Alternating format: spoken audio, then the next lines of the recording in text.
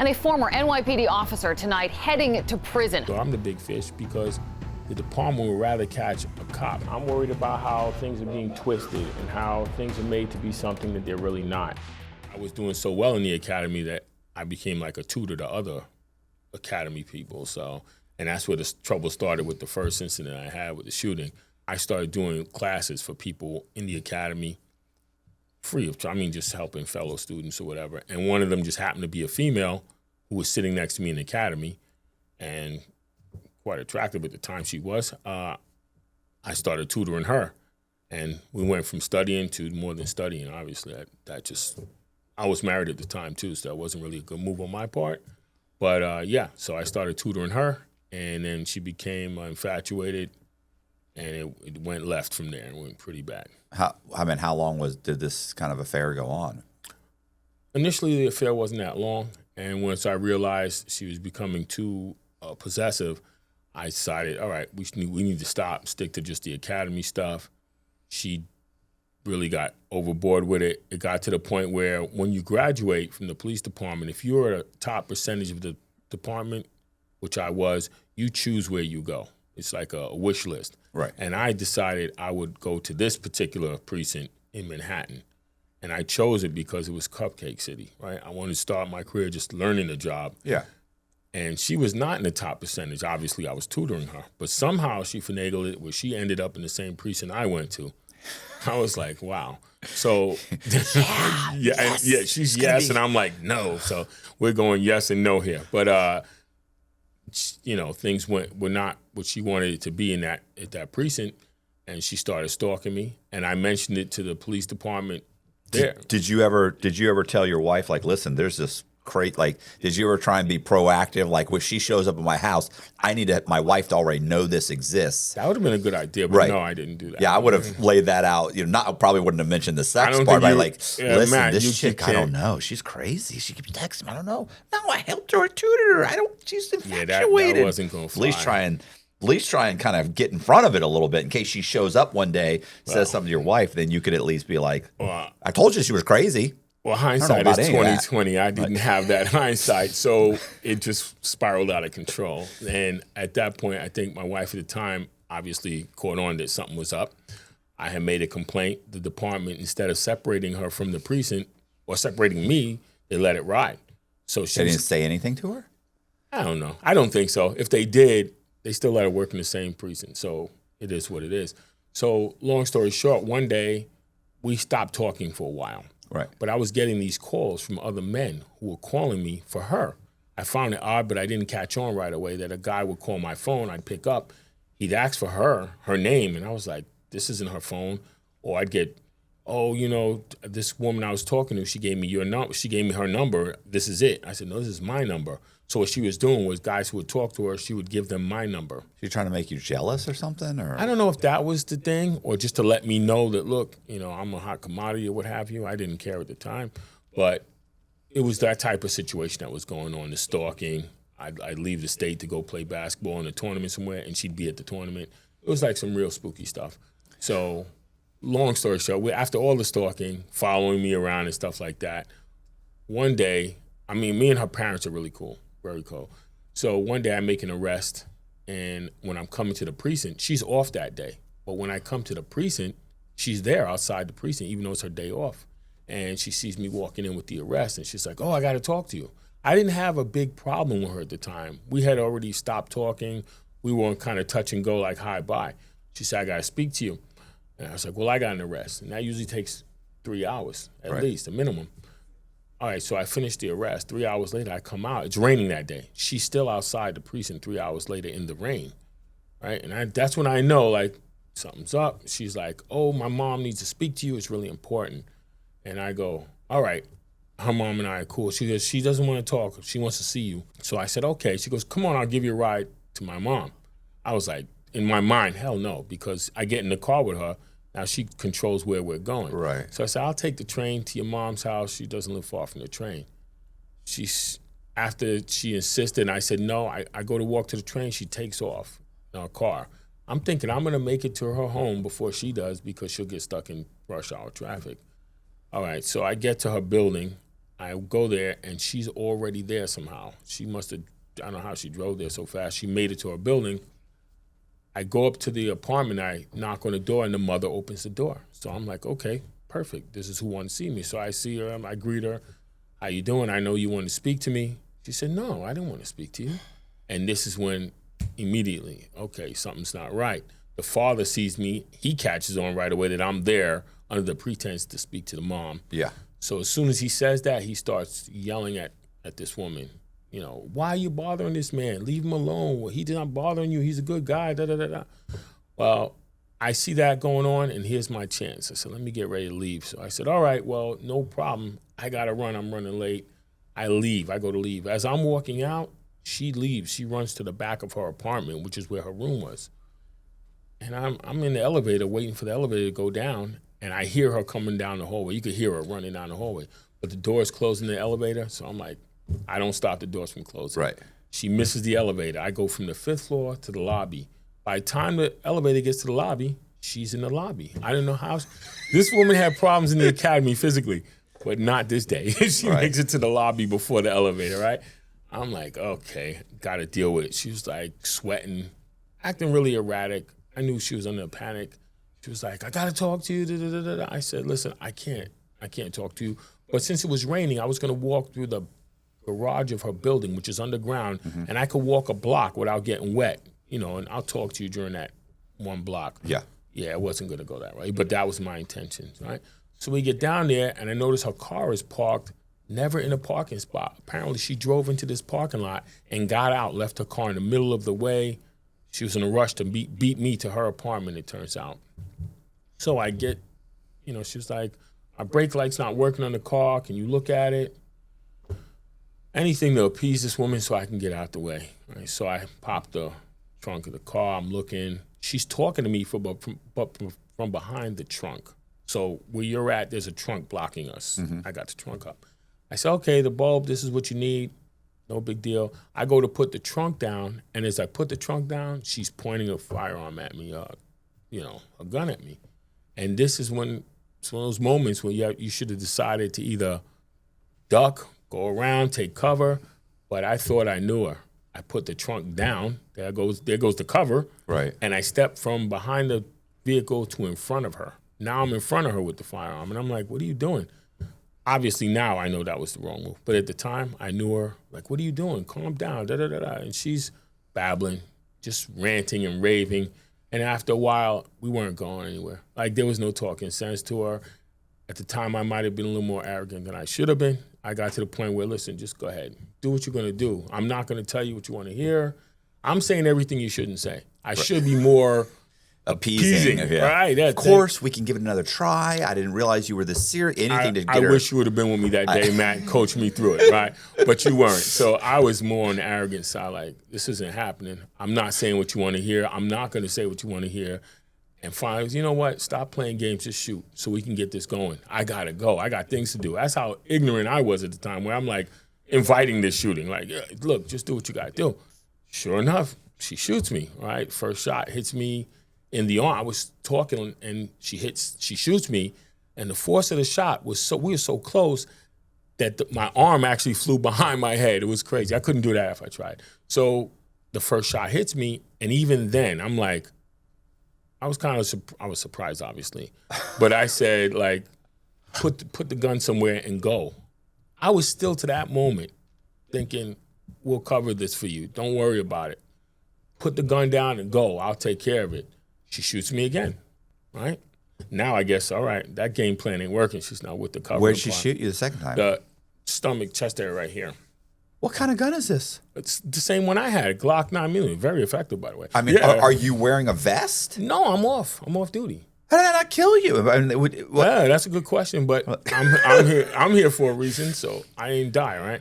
So I fall after the first shot I didn't fall. I was just sitting there holding my arm.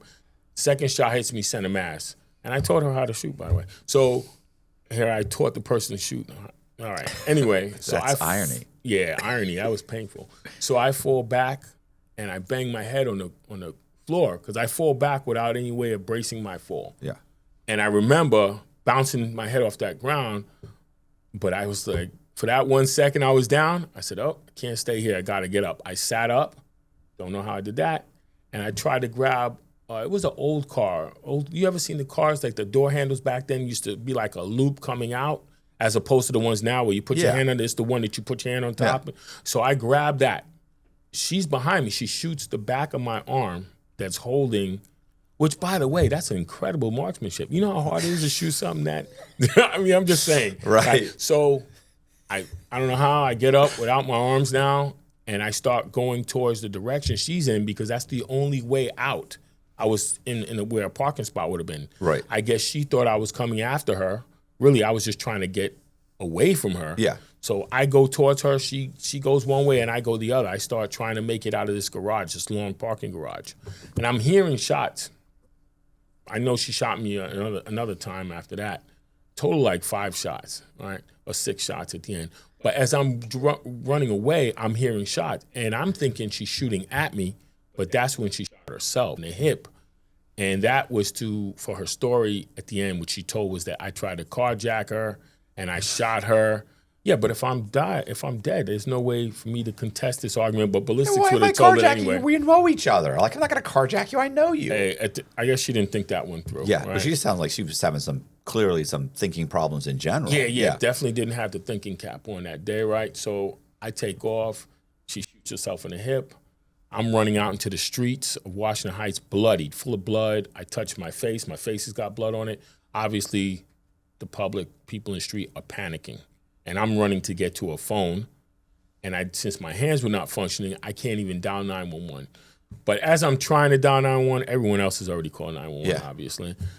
Police show up, don't know that I'm a police officer. All they see is a gun sticking through my shirt that had a hole in it. It's bloody. And they're telling me, lay down, get on the ground. And I'm refusing to do that because I feel if I lay down, I'm not going to be able to get up again.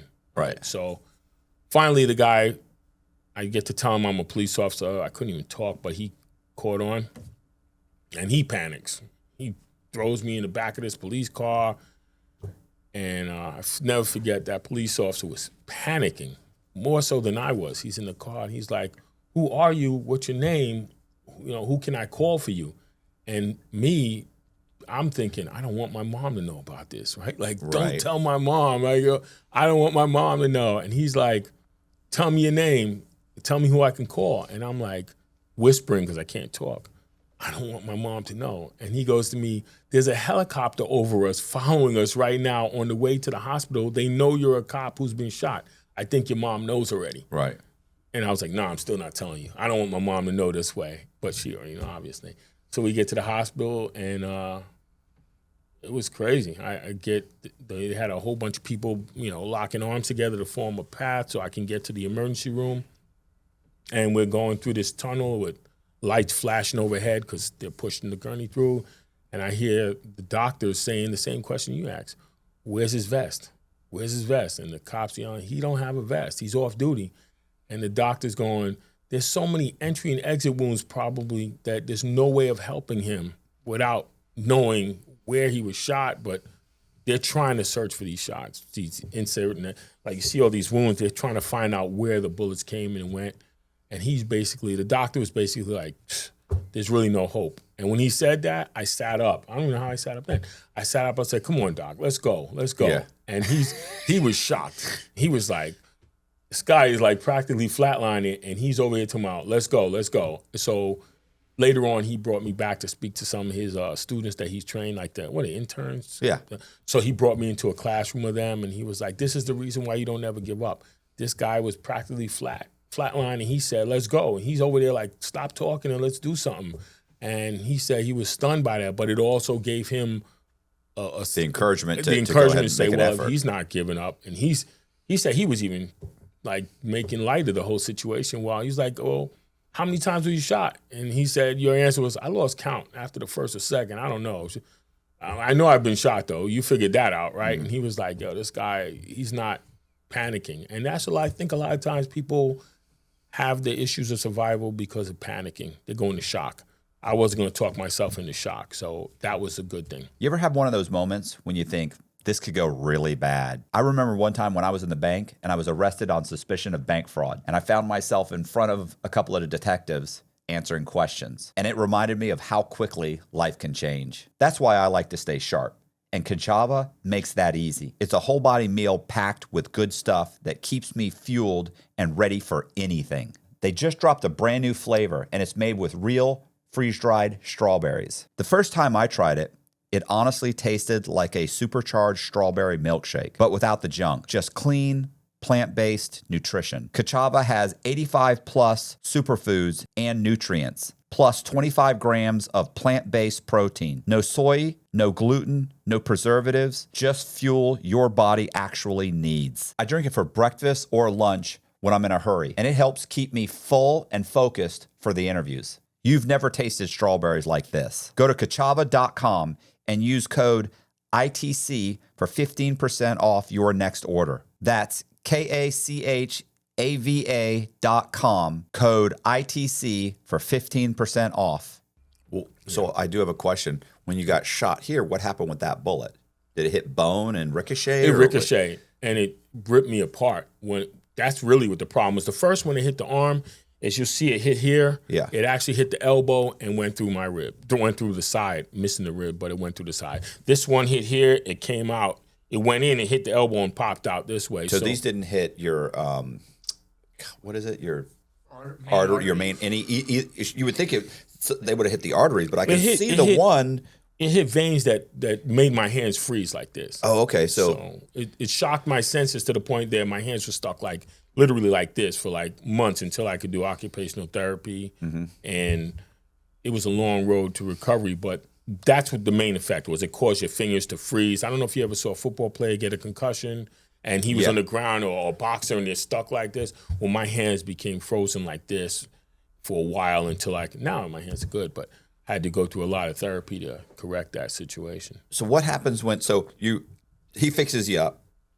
A couple days later, I'm assuming at some point the detectives show up and say, "What the fuck's going on?"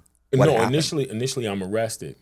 That's what happens because for the carjacking. Yeah, for the carjacking that never took place. I was arrested, and ironically, me and my dad weren't tied at the time, but he showed up for that. Yeah, my pop is like, what's going on? He became like super dad for that moment, defensive, protective, what have you. My mom was very upset, which was worse than the shooting, was to see my mom upset. Obviously, everyone's upset. The hospital became a circus. Like, cops are flowing in. The hospital's trying to stop them from coming in. Cops are like, we're cops. My sisters were there. That's when we were cool. And they wanted a piece of the girl who did the shooting.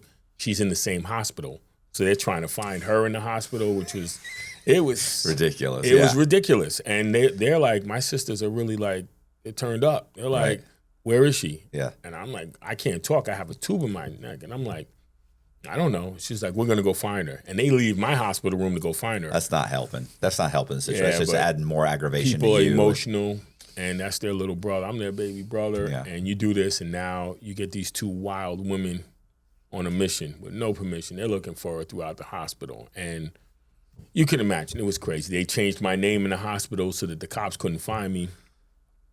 Cops find me the next day. They're rushing that floor. Every floor has like 50 cops at a time coming to see me, and the hospital has no control. And the hospital police are telling cops to move, and the cops are like, are you serious? Like, get out of the way. So it was really, it was a real crazy time. So what happens when the detectives show up and you actually explain, this is what happened? I couldn't explain because the tube, and I couldn't write. But at some point you did. Yeah, at some point I did. But then by the time I did, it didn't have to be explained because ballistics showed that they were showing me when I couldn't speak. It's like, this is what we're going to tell you what happened. Right. You were standing at this angle. This is what happened. And we can tell by the projection and this that your hands were like this when actually my hands were like this when I got shot. Yeah. And they could tell by the entry and they were able to tell me what happened more so. Okay. And then they explained that she was shot. And she claimed that I shot her wrestling over her gun, that I pulled the trigger and it shot her in the hip, when in reality she shot herself in the hip. So what happened with her? Did she eventually say, okay, I did? No. So I'm home from the hospital. I'm not home from the hospital, but I couldn't stay in the hospital. I was going stir crazy. She's paging me. Back then it was beepers. We didn't have cell phones like that. She's paging me nonstop. How insane. It's bizarre, right? She's paging me nonstop, and I'm still trying to cover, like, let me not tell anybody this woman's paging me. Yeah. But eventually I tell my mom everything. I'm like, Mom, this page is going off. It's this girl again. They call the police, like, yo, it is her. She's really paging him and asking, can we fix this? Let's work things out. And I'm like, yeah, she's on some strong Kool-Aid. Like, I can't still talk to her. And she ends up getting arrested. I refuse to testify against her because that's just not, I don't know, that's like me, like, you need counseling. And this is what I was trying to express to the police department. She doesn't need prison. She needs mental help. She needs to go to. I always love the DA's responses. They'll give her that in prison. Yeah. They're going to give it to you, right? You're going to get the therapy you need. But my thinking was, she really needs counseling. Right. Look, she's paging me. She's dangerous. She's dangerous, but she's not, doesn't belong in prison. That's how I felt. Oh, my God. And I don't have that say. So the department says, well, we don't need you to press charges. We'll press charges. Right. And they press charges. So, sidebar, she gets pregnant before she goes in to avoid being incarcerated. Incarcerated general population. She's going to prison. Yeah. But she's just going to go in different circumstances. So she gets pregnant before she goes in. That was crazy. And by the way, before you ask, no, I was not the father of that child. People always come up with that crazy question. And I'm like, yeah, you're crazy. But no, so she gets incarcerated. She goes away. I go back to the police department. I change precincts to move to work in a precinct in the Bronx, which is where my career ends. But it was bizarre. And actually, I'm not going to, spoiler alert, many years later, I'm playing softball in Manhattan. And her friend, this girl's friend, I didn't know who was her friend, tries to approach me to say, listen, can I talk to you? Me and my friend, we want to get to know you. And I didn't know her, the girl who's approaching me. So I'm like, no, I'm good. I'm just playing softball. Her friend was cute. And she goes, well, what do? You want to go out? You want to smoke? And I'm like, I don't smoke. Right. It's like, can we go out for drinks? I said, I don't drink. She's like, I don't know if I say it. She said, you want to fuck?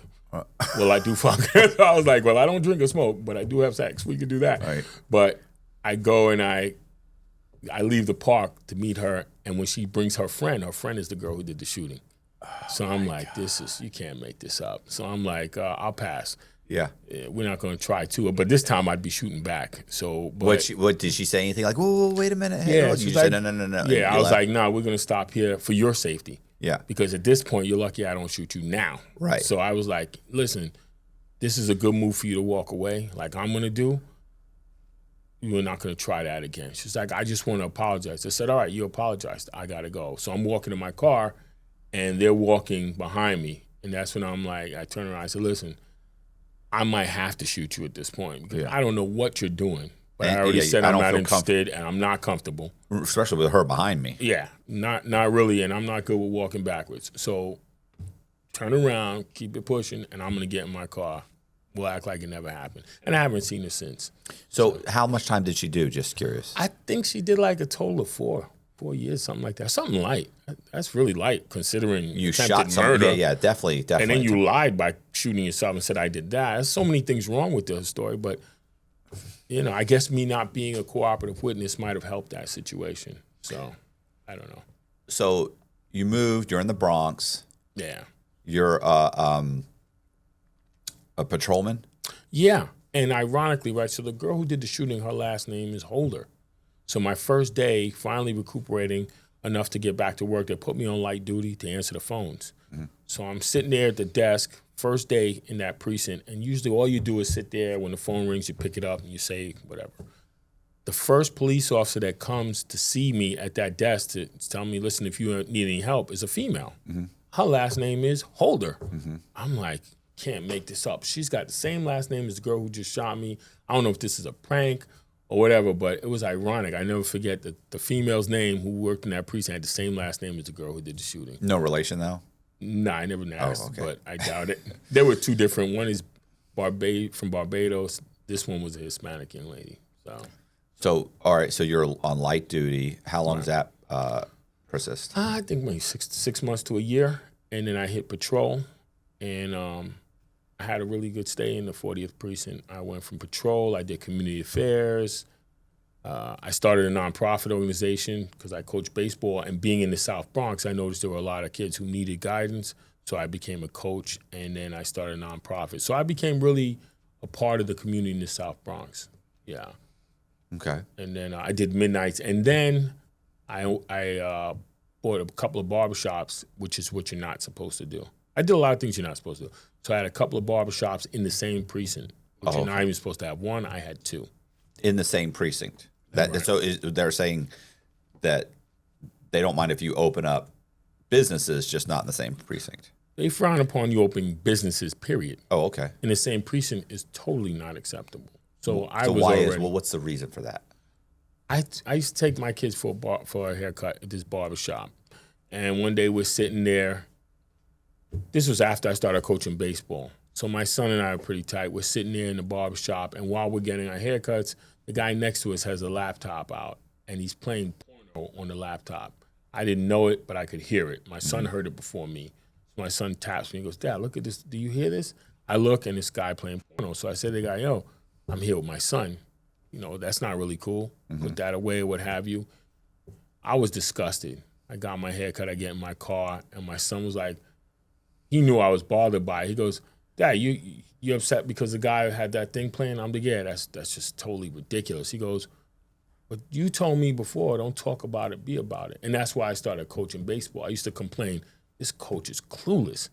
And then one day he says, "Well, if you think you could coach better than him, why you keep letting us lose? Why don't you just coach us?" Right. And I started coaching. Well, he used that same theory with the barbershop. Well, don't complain about it, make a difference. Put my money where my mouth is. I go and I buy that barbershop. And in the course of that, I changed the whole way the barbershop was going to be run. There was no more drugs in the barbershop. It was going to be a really community-based place to get a haircut. That was my vision. And I did that with another barbershop 10 blocks away. I had both of the shops, and they were really supposed to be run on integrity, like a certain kind of atmosphere. And that's where the barbershops came up. The barbershops are illegal. You're not supposed to have them. It's not like I mentioned it to them. Right. Well, it's not. You mean it's just like policy? Like they would be. It's against policy. Right. It's okay. You could get a command discipline easily for that. You can get suspended for that. You can lose your job for that. So, but my intent, I think it's a good. I hate to say it's a great policy by the department because exactly what happens. I own the barbershops, and they have instant security. Right. Anything that happens in that barbershop, I'm there. Yeah. And you don't have to call 911 because I'm 911. Right. Right. And the barbershop business is very hands-on. You can't own the barbershop and be a sweetheart. Like, I'm not a gangster, but you can't own the barbershop and be like, "All right, guys, whatever you want to do," they'll run over you. So I wasn't. You mean guys in the neighborhood? They'll basically start selling drugs out of it. They'll just hang out there. They'll hang out there. They won't pay the rent. Right. They'll just tell you, "I'm not paying." But for me back then, that wouldn't have been a good idea. Right. Like, you're not paying the rent. What are you thinking? Like, you can't do that with me here. Yeah. So I don't have to call 911. I'm here.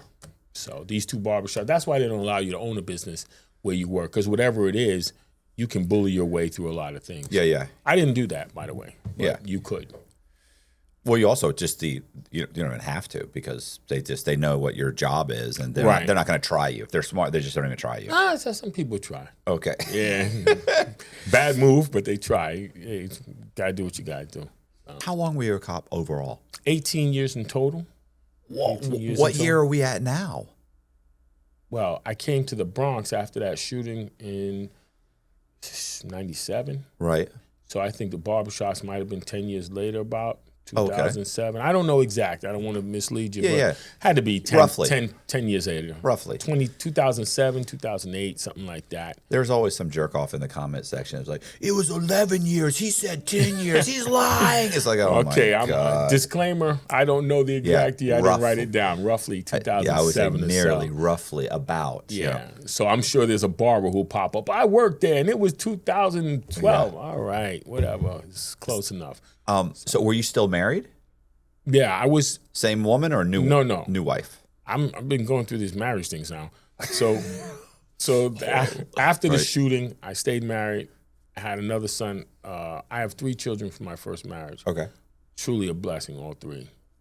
I probably shouldn't say Jose, Nicole, and Justin. Like, carried me through life. So I get divorced when I'm in the Bronx owning the barbershops, and I moved to an apartment in the Bronx on Grand Concourse. So I was there, I don't know what year that was, I'm not even gonna guess at it. But that's where a lot of the problems come up. So one of the managers of the barbershop, the one on 138th Street, he comes to the barbershop one day with his bags full of clothes. And he's depressed, he's stressed. I'm like, what are you doing? Oh, my girl threw me out. I'm like, okay. I was not married. I was talking to a woman in Washington Heights at the time, who I eventually married, but I was single and had my own apartment at the time in the Bronx. But I was never home because I worked 2 jobs all the time, whatever. So he comes there saying he got thrown out of his house, and me, Good Samaritan, I tell him, all right, you could take he had nowhere to go, and he has his kids with him. I say, hey, here's the keys to my apartment. You can use my apartment until you figure it out, and I'll go stay with my girlfriend in Washington Heights. All right. She was happy to hear that. He was happy to hear that. I helped him. Everybody's happy. He says, oh, I don't even have money to give. I give him the money in my pocket. Here you go. Go get food and go get settled in. Needless to say, later on, that backfired. This guy goes and gets in trouble, which I can tell you later, it was crazy, and he throws me under the bus, takes pictures of my uniform in the apartment, claims that I gave him the uniforms to commit crimes, which never happened. This is all... There's probably a reason he got kicked. His girlfriend kicked him out, too. Yeah, Well, I'm going to go all in on this one, yeah, Matt. I'm going to put all the chips in. He's a clown. He's a clown. It's funny how people, they tell their version of the story, but most people, it's just like I would say this.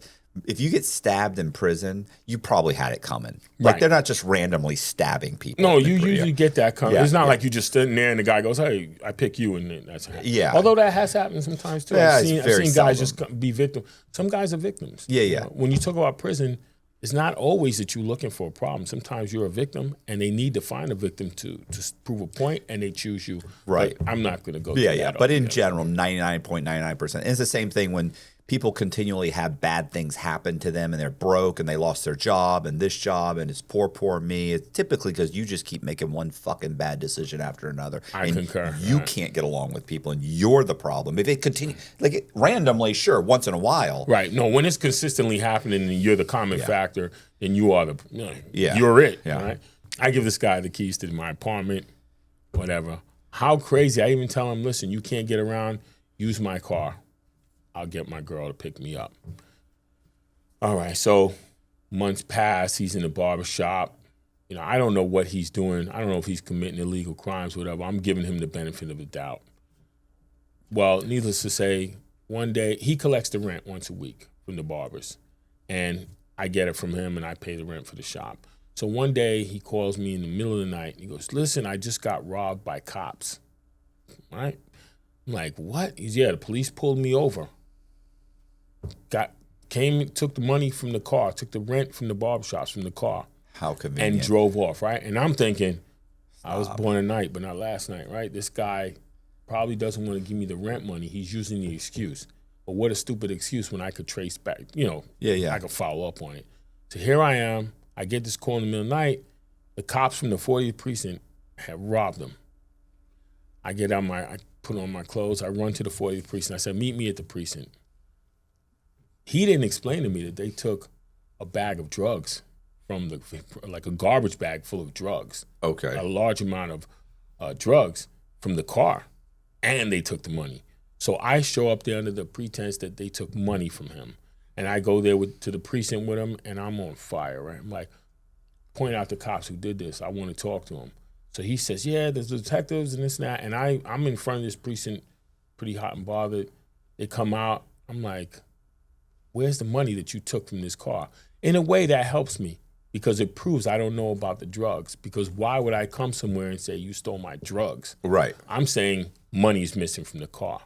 So I think that might have been a plus in some ways, that they were like, obviously he don't know that this guy's using his car to push drugs. Right. He wouldn't come here to argue about it. So later on, turns out he had been arrested with a gun. And like a lot of these gangsters do, these wanksters do, when they get into a problem, they start talking, start looking for someone else. Well, I know a cop, and I know this, and he's the one, he showed me, he's giving me his uniforms. All these things he's making up, I'm the way out. Yeah. And I'm also the way out for the other guy. Everybody uses me as a scapegoat. I'm the big fish because the department would rather catch a cop than they would rather catch the typical.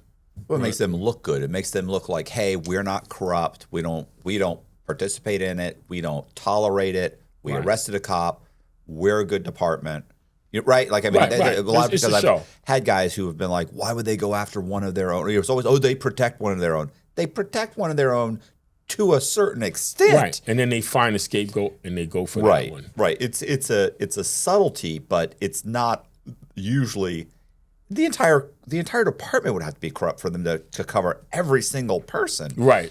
So they'll, protecting your own to a degree. You know what I'm saying? Like, to some extent. And then they have. But I'm not going to let you run drugs out of the department. Right. You know so they just to an extent. Like, we'll let certain things go. This guy's making up a story, but we'll buy what he's selling because. They want to hear it. Yeah. And it's a great story they're telling. It's not true, but they're able to say, well, he does have pictures of my uniforms. Right. And the other guy is saying this, so all of it's adding up. And he's got two barbershops that he shouldn't have. Do they know that? Or is he throwing that in there? He didn't even know to throw that in there. I'm sure he threw that in there. Oh, okay. But I was gonna say, I don't know if he knows that that's something that's frowned upon. No, he might not have known, but I'm sure he had to tell him. How did this even happen? How do you know him? He's the owner of the barbershop. Oh, yeah. Oh, now we start a whole different can of worms, right? So that was one incident. Well, so you're sitting there. So you go up to the cops. Do you go up to the cops and say, "Did you take money off this guy?" Right. I'm with him in front of the precinct. And what do they say? And they're like, no, they're kind of stunned. Like, why is he here to argue about drugs? And I'm not arguing about drugs. I'm arguing about this money. Yeah. And they're like, no, the guys who were working the squad tonight, they're out on patrol. They're not going to be back. They're giving me all types of reasons why I can't talk to the guys who took the money. And, at the time, it was a futile argument. Like, all right, I'm going to have to charge this to the game and figure this out when I get back to work, like why this is happening. Right. He never tells me they took drugs from the car. He just tells me they took money. So, I mean. Well, so real quick, I have a question. So they pull him over. He gives them some information. They still take the money and the drugs, but they let him go? Right. Well, they didn't let him. From what he told me, is that they pulled him over. They take him out the car. They search the car. He's standing in the back of the car. They search the car. They take the money and the drugs from the car and tell him, they keep him outside the car. They get in the police car and they drive off, leave him on the side of the highway. That's what he tells you. Well, he doesn't tell you about the drugs. He tells you about the money. So then, but when you later look into it, you find out. You go to what do you piece together that they did pull him over, but they took money and drugs and then they let him go? Right. They didn't let him go. They drove off. I believe they did that. Okay, you believe they did take them. So you believe they did just basically rip him off and leave. Okay. Right. I believe that. Okay. Him not telling me about the drugs is a major. Had he told me that, then I would have been like, why would you have drugs in my car to begin with? You could have started backpedaling. You got to get out of the apartment. Yeah, I could have. He knew that I would have been like, well, everything changes now. You're not the manager of the shop. I want no connections to you, and he knows that. So later on, I'm going to fast forward. Later on, after my arrest, he gets arrested as well. Something totally separate, I guess. I'm in Rikers Island, and he's visiting me. Somehow he gets to visit me. And I was saying, how does this guy go from being arrested to now visiting me? He was in the van that I was arrested in. He's sitting next to me, and he's like, oh, this is crazy, this and that. And I'm like saying, all right. Next thing I know, I'm in Rikers Island, and he's visiting me. He went from being arrested to visiting me. And I was like, that doesn't make sense. Turns out he's wearing a mic. Yeah. He's wearing a mic. I already knew that. I was thinking, is he gathering information for them? Or? Yeah, he's working with them. But me, at that time, I had started my walk in faith. Like, I was really starting to read the word. I was more focused on trying to change things for the better. I knew I was doing things I shouldn't have done. And at the time, I was more into this walking with the Lord, right? So when he comes to visit me, he's talking to me about rubbing out an informant, right? And I'm like saying, why is he talking to me like this? Like, yo, I got a guy who could, this is the only problem we got is this one guy. He's the only witness against you. I got somebody who could rub him out. And me, I'm sitting there not aware. I go, leave that guy alone, man. God takes care of all things. Like, and he's frustrated because he wants me to say, he wants to get you on an attempted murder. Guy, right. He wants to get me on a conspiracy. Yeah. So he's like, but I could get him. I'm like, don't leave him alone. Right. He's like, no, you want this. And I guess after a while he realized this wasn't working. I'm like, listen, leave that guy alone. Everything's gonna be fine. I'm not worried about it. I'm telling you, leave him alone. Right. Well, let's go back. Let's go back. So let's go back to you chalk up the money's missing. These cops took it. You chalk it up to okay. That's just I got clipped. For some money. I had to hold that one down. Pay the rent. You keep going. You keep letting him stay in the place. He's staying in the apartment. Is you still letting him collect rent? No. Okay. He's So not that's collecting over. rent. Yeah. But he's also not paying rent for the apartment. And Okay. he's not telling me that. Only Okay. way I find out is one day I happen to stop by the apartment out of curiosity, see how things are going, and I see the slip that you haven't paid rent in 4 months. The rent is backed up. Right. He has never paid the rent. And that's when I take him, you're not working in the barbershop. Yeah, we're done. And then he gets arrested after I get arrested. Is he a drug addict or something? Like, what are you doing No, with he's this just, money? he's just derelict. he's a clown. He's just somebody who's always hustling, and sometimes guys are not good at hustling, and he's not good at it. And he's a failed hustler, and, Right. and I'm paying the price. He might for need it. a day job. Yeah, he might need a few jobs, right? So at the end of the day, he's there to record me. It doesn't work out. This should help me when I go to trial. When they charge me with this conspiracy, where's the recording of me saying, no, don't do it? And the attorney I had at the time was like, I didn't hear it. So my son had to get all the recordings and comb through hours and hours and hours of recordings, and he finds it. Well, okay, I know what you're saying, but let's go back to he's still in the apartment. Right. The cops just took right now there's no investigation. The cops just took the money and let him go. Right. So how do we get to the point where there is an investigation, where they do start saying, oh, wow, we got to... No, the investigation was going on. Why was it going on, though? I'm sure the first guy, there's another guy who started this whole thing. He got caught with a credit card scam, and he starts this whole thing going. Okay, I didn't know that. We haven't talked about that. Right, we didn't talk about that. Okay, so what happened there? I didn't realize it at the time. That's why I didn't realize there was an investigation going on. Okay. So by the time this happens, they were already investigating me. This is just another part of the investigation. Okay. So what happened with the credit card? Oh, that's the first guy. So I own the barbershops. This guy comes in. I won't keep his name. I won't even bother with it. He comes in and he says, listen, Jose, I want to open a barbershop, but my credibility, nobody's going to rent me a space. Could you talk to the real estate agent you spoke to, see if you can get me in? Right. I'm like, no one's going to rent you anything. Obviously, your name is no good. He goes, well, how about you rent the spot and let me open the barbershop in there, it's under your name. I said, well, that makes sense, but I'm not going to do it for free. Right. I said, I'll tell you what, we had an agreement. I would put $12,500, which at the time was a lot of money. $12,500. That's still a lot of money. I like $12,500. Yeah, now you mentioned it. That is a lot of money. That's not chump change. If you were making $12,500 a month, I'd be thrilled, right? Yeah, That's good but money. at the time, that was a lot of money. Yeah, Well, yeah. I digress. That is a lot of money. Okay. All right. So $12,500, I'll put up for you. I'll Right. get the lease for the place that you want to open a barbershop. You use the $12,500 to get chairs, mirrors, what have you. But the catch is that I'm giving you $12,500. You have to give me back $25K. Like I'm doubling what I'm giving you. I'm giving you a year to give it back to me. Right. It's a good deal at the end of the day. He says, sure. I give him $12,500. I'm investing into another shop now. Yeah. He takes the money, he buys some chairs, but he's using the place for overnight gambling, guys hanging out. It's connected to an apartment building. So the tenants in the building are complaining to the landlord. These guys are playing music late times, they're hanging out. I keep getting wind of it, so I approach him. I said, listen, you can't use that place for what you're doing. You're going to lose the lease. Fast forward, he keeps doing it. The landlord calls me. Lease is dead. Yeah. No more. You have to move out. I call him. Listen, you have to move everything out. The lease is no longer valid. They don't want us in there. No, I told you that. I Yeah, told you this. I told you this was coming. You knew where it was headed. Here's where the problem starts. He says, all right, I got to move. I said, by the way, you still owe me the $25K. Right. Like, I don't care what you did wrong. I did my part. You still got to give me the $25K. He's like, how am I going to do that? I said, I don't know. That's a good question, but you better come up with it. At the time, I wasn't so friendly about it. I was maybe a little more assertive than I should have been. He's like, all right, well, he's not paying. Yeah. And every month goes by, I'm getting more and more. I feel some sort of way about it. And I start approaching him. Where's the money? And he's 1 week, I don't have it, but I can give you a laptop, because he's running a scams that he's running. So he gives me a laptop. I said, okay, thanks for the laptop. You still owe me $25K. That has nothing to do with what you owe me. That's just to keep me quiet for the time being. I guess he felt that pressure, and he starts getting in situations. He was running a credit card scam, what have you, and they raided his place, and this is the way out of it. Well, you bother me for the credit card scam, but this cop is doing this, and he's this and that, and that's when we start having problems.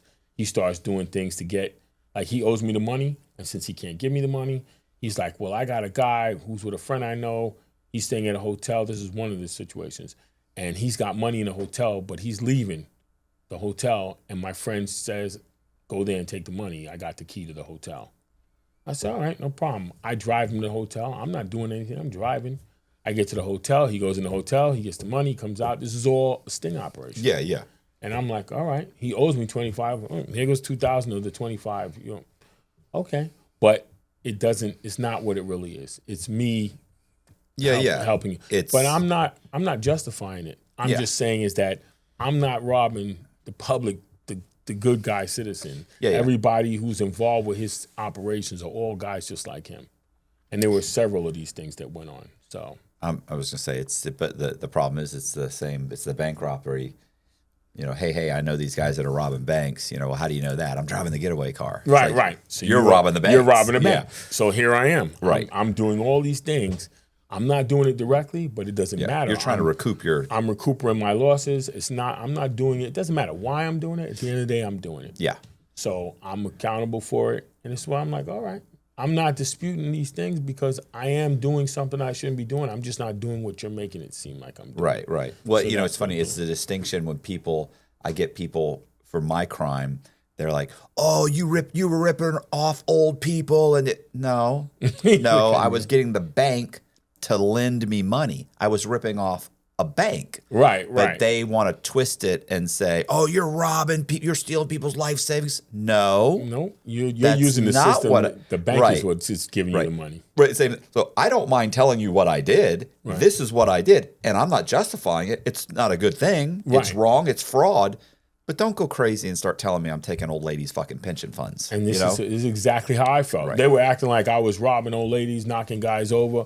Guys, hardworking people, and I'm coming. No, it's not like that at all. Everything I'm involved with is I'm not Robin Hood, but I know that the people who are the victims of this are guys who really aren't paying taxes on their income. I'll put it that way. So I didn't feel so bad for that.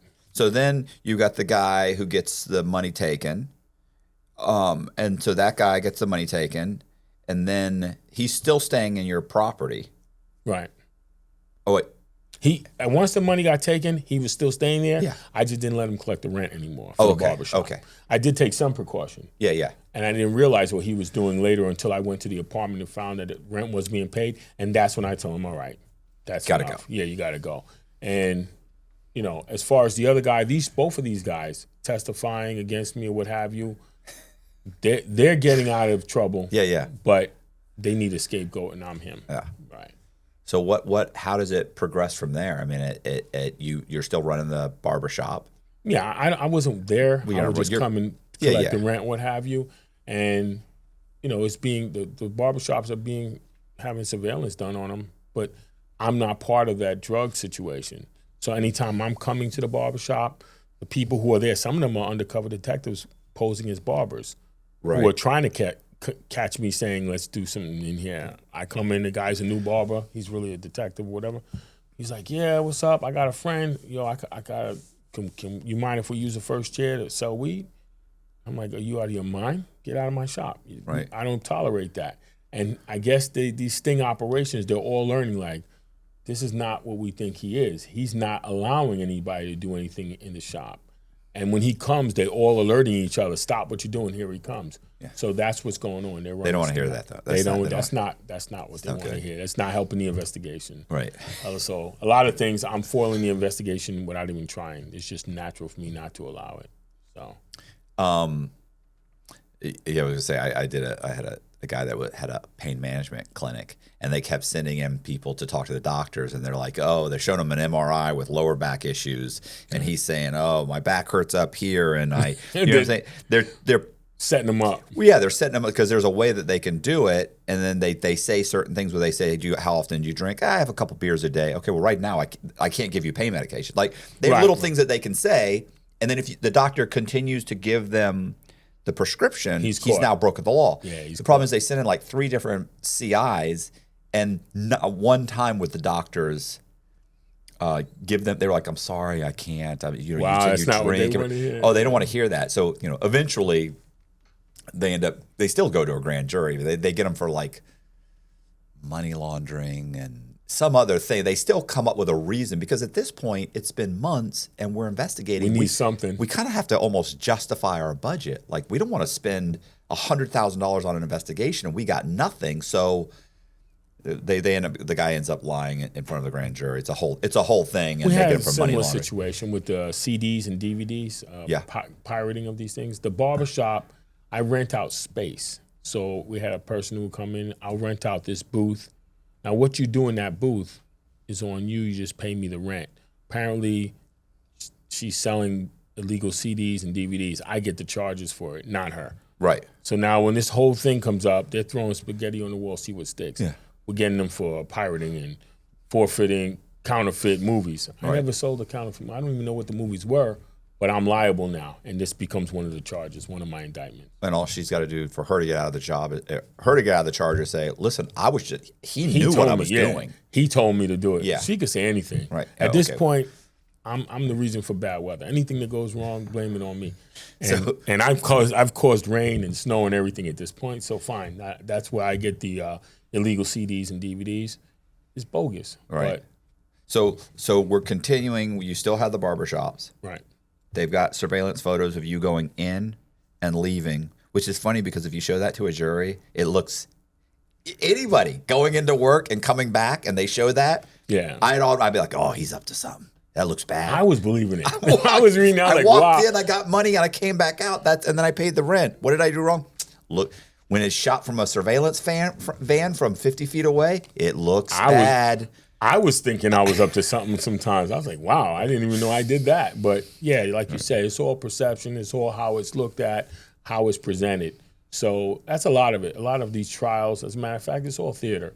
Yeah. Is your attorney more of an actor than the district attorney's We always say actor? that when we have an attorney come on and talk, they're great. Like if they're a trial attorney, if they're a trial attorney, they're performers. They could tell a story. This is a show. Yeah, they're great. It's a show. And my attorney I had, after he got to know me, he was like, "You know, Jose, you talk in a way I would like for you to speak for yourself, but it would go backfire because you're never supposed to do that." Yeah. But he was like, out of all the clients I've ever had, you know how to handle yourself speaking, like you wouldn't choke or nothing. I'm like, nah, but he was like, it's not a good look. Yeah. Because once you get up there, there's a lot of things, you know how that goes. Yeah. They start bringing up stuff, and there's really no good way to answer. There is no way to answer. And I won't react to it, but at the end of the day, there's no answer. There's no good answer. So you're continuing on. You're still doing patrol. You're still you're still whatever, owning these the barber shops. Right. How long does that go on before? What else happens to where I understand there's an investigation, but the investigation was going on for years. But it's not. Yeah, but it's not. It's not producing. If it's going on for years, then it's not producing a lot. Right. But we're going to keep on fishing. Yeah. And then the guy with the credit card scam, he's going to continue to do these little operations, and I'm going to continue to go along to get my money back. But every time I do it, it's a new charge. Yeah. It's a new charge. So they keep on piling up these charges. Then I get suspended, but I am still working as a modified assignment, meaning they take your firearm and you're working in a surveillance unit yourself, probably in the housing and development or whatever. You're working in a unit where you're getting paid, but you don't have a firearm and you're not in patrol. What do they tell you when that happens? You get called in, and what do they explain? Oh, we're investigating. We're doing an investigation, and they don't go into it. So now I'm like, okay, now I'm going to chill out with this nonsense because something's wrong, and I'm not going to do anything that could perpetuate even more. Right. So now you're in a surveillance. I'm in a modified unit. I'm watching cameras in the housing development. Do the other people in that van or in that surveillance? It's an apartment that they got in the Do housing. they know this guy's under investigation? They're all under investigation. We're all under investigation. Everybody in the surveillance? Everybody in that room is there because they're modified, including the supervisor. Everyone, nobody has a gun. So if Right. nobody has a gun in here, we're all dummies. We're sitting here watching cameras because you're not really doing patrol anymore. Everybody. So there's nobody in there who's not being investigated. How's the anxiety?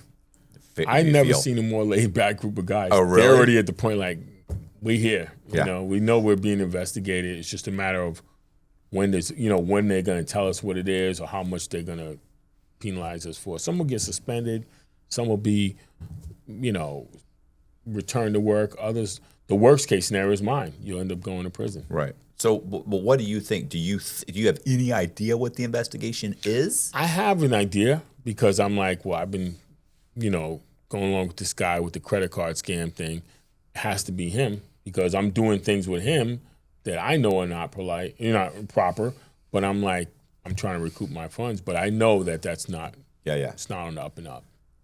So how long does this go on before they pull you aside? Is there a catalyst? Does something happen? Is this guy still calling you and you're just not answering or responding? Because I'm assuming they're still going to have him trying to. Yeah, he's still trying. And are you responding at all? No, now the response is what they don't want to hear. Do they have cell phones yet? Yeah, we have cell phones. Wow. Remember, start off with pagers. That was a long time. Okay. That was before. Now we have cell phones. We got surveillance. We've got video and everything like that. So see, Colby doesn't know a time when there wasn't cell phones and texting. Yeah, Colby's young. He has no idea. Colby will have no of clue our pain. He doesn't know about a Nextel. He doesn't know about the beeping and wait, let me find. And you almost every corner you go, there's a payphone. You pull in, you put the quarters. Yeah. And you put there's no swipe the card. Colby wouldn't know a payphone if he banged his head on one, right? He's never seen He's never seen it. Yeah. He's seen photos. It's a good life. Yeah, he's seen it in movies. No, we were in those phone booths. Yeah. So, or even worse, you show up and you have to wait. There's some guy on there just rambling away and you're just sitting there like. And you better have enough change. Yeah, you got to have your. Or ask somebody, hey man, you got any change? You got any change? I got a dollar right now. Like, listen, the panic and the horrible. These phones were hilarious. Now it's a joke. No, you can't find a payphone anymore. No. Yeah, that's funny because now I'm a client advocate for people who are released from prison, and they've been locked up for 20 years. So when they come out, they're looking for payphones. I'm like, stop looking. There's no payphone. Oh, you should have seen me looking at that first smartphone. Oh, I'd never seen one. Lost? Yeah. I'd never seen. The only I'd ever seen was on TV. I'd seen people with phones, like with smartphones. Wow. I mean, I had I had one of the first razors where it flipped open. Wow. The razor, yeah, it probably was pretty cool. Yeah, you're big time. Yeah. And texting had just come out. Oh God. Had just come out when I got arrested. You're aging yourself, man. That's crazy. So when I got out, I'm walking around looking at this phone. I mean, I'm lost. I'm trapped in apps I can't figure out how to get out of. I'm asking other guys, hey, I'm there like, I don't have a clue, bro. My daughter bought me a phone. I was so frustrated. I broke the phone. I said, all I want this thing to do is ring and let me dial out. Mm-hmm. Why is this thing doing all this extra? Just screens flashing.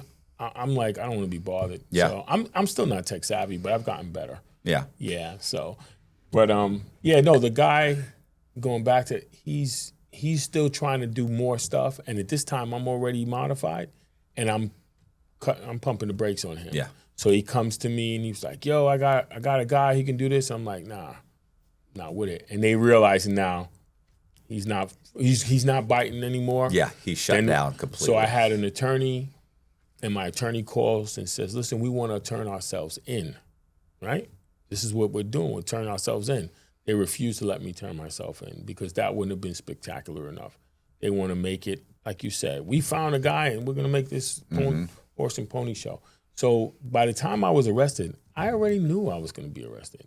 I was trying to turn myself in and they refused to let me do that. So how do they grab you?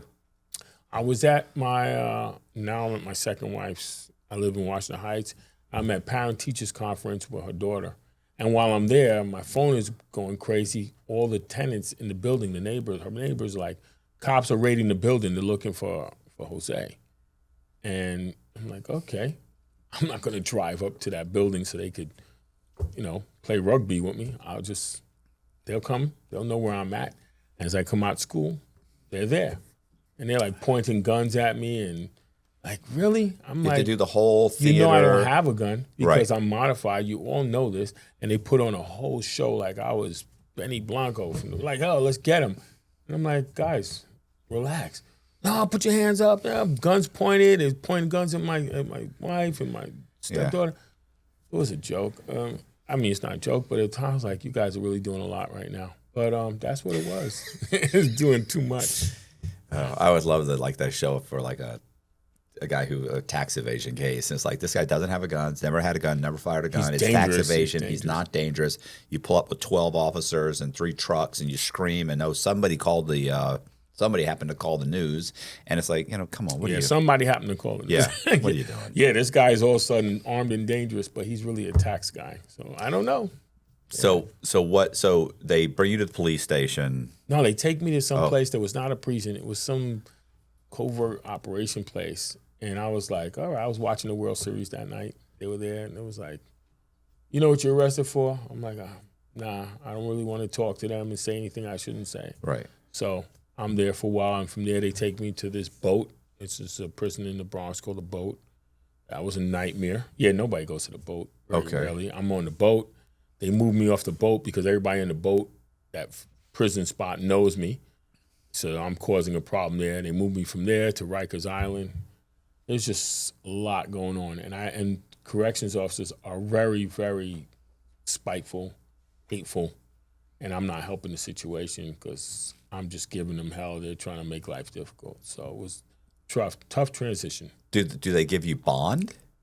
Oh, goodness. So this judge I had, when I first come to court, he sets a bail, which we were prepared for.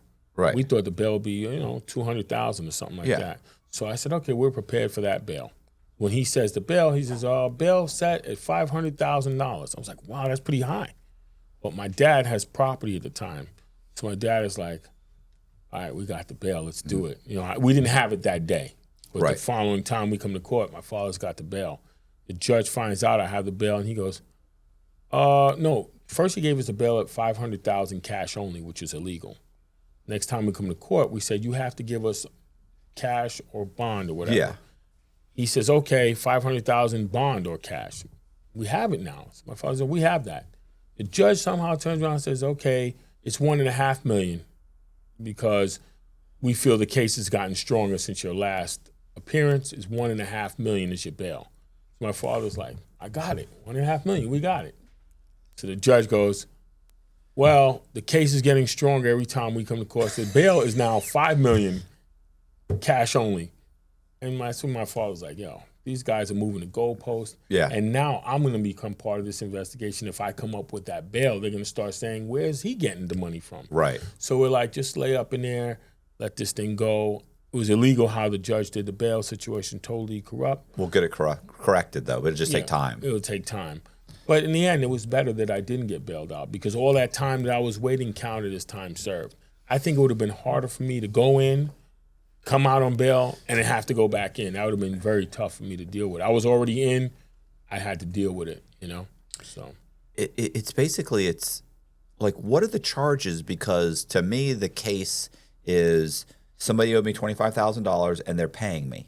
Should I be collecting it? Absolutely not. Should I have lent him the $12,500 and should I do? Absolutely not. But in the end, I'm just collecting a debt that I shouldn't be collecting. Granted, even at the $12,000, I shouldn't have lent him the money. I shouldn't have been in this situation. But I'm not. I mean, this is bail, and they're acting in a way that is like, I'm not.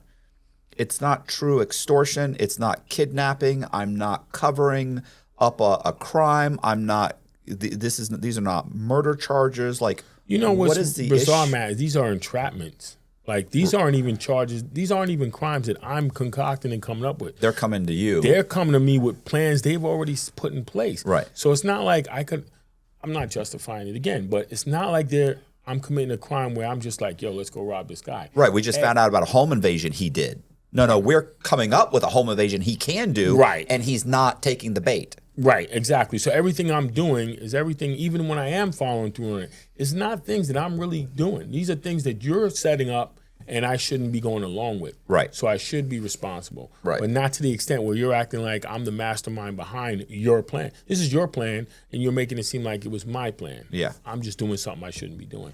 But, it is what it is. I'm wrong. You know, I never go in the court and say, hey, I didn't do anything wrong. I'm just saying is it's not what you're making it out to be. Yeah, once again, it's you guys are saying that I'm ripping off, old people's retirement funds when the truth is I lied on a credit card application. Totally different. See, but the perception that they're giving is that you're doing something different. And you're saying, yeah, I did something wrong. I just didn't do what you're saying. Right. Same situation then, yeah. So what happens now? So obviously you're not getting out on bond. You're laid up in Rikers Island. And from there, I went to a worse place. Rikers is the worst place I've ever been to in my life. Yeah, nobody has a good experience in Rikers. Yeah, I don't recommend going. Yeah. Right? Don't even stop by. Listen, we even interviewed, I think, was it one CO or two COs? And even they're like, it's a horrible place, bro. It's odd you say it, because I noticed that the COs on Rikers Island, and this is not a shot at this, I don't really care if it is a shot, but I'm just saying is these COs at Rikers Island, when I was there, I couldn't tell if they were in the cells or out the cells. The discussions, the conversation they're having, if you don't look up, you'll think that they're prisoners. Yeah. Because they act like the same guys that they're watching. They have the one guy we interviewed, almost no training. And then some of them are like, they're basically like they're guys, some of them have been gang members before. They've been in gangs. Gang members. There are gang members. I was blown away. I've had so many problems with corrections officers because I'm like, a monkey could do this job, and that's insulting the monkeys. Like, I really think a monkey could do the job better. These guys are doing like the worst. Listen, we interviewed one guy. I would have loved to have interviewed him in person. The guy I did the remote, where he was actually, one, he's bringing in drugs, but two, he was pimping out the female guards. Wow.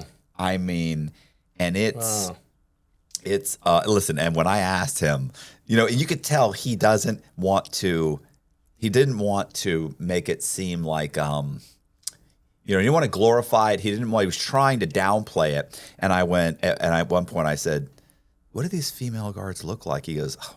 And he was just like, he tried not to laugh. He's like, come on, man. You know what they look like, man. I'm trying to goad him into it. He's like, they was big girls. Come on, man. Let's see.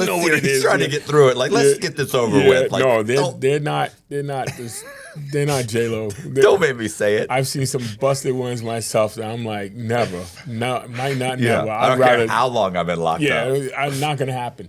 But, going back to this Rikers thing, I think that is such a torturous situation. And these DAs or the system's broken, true.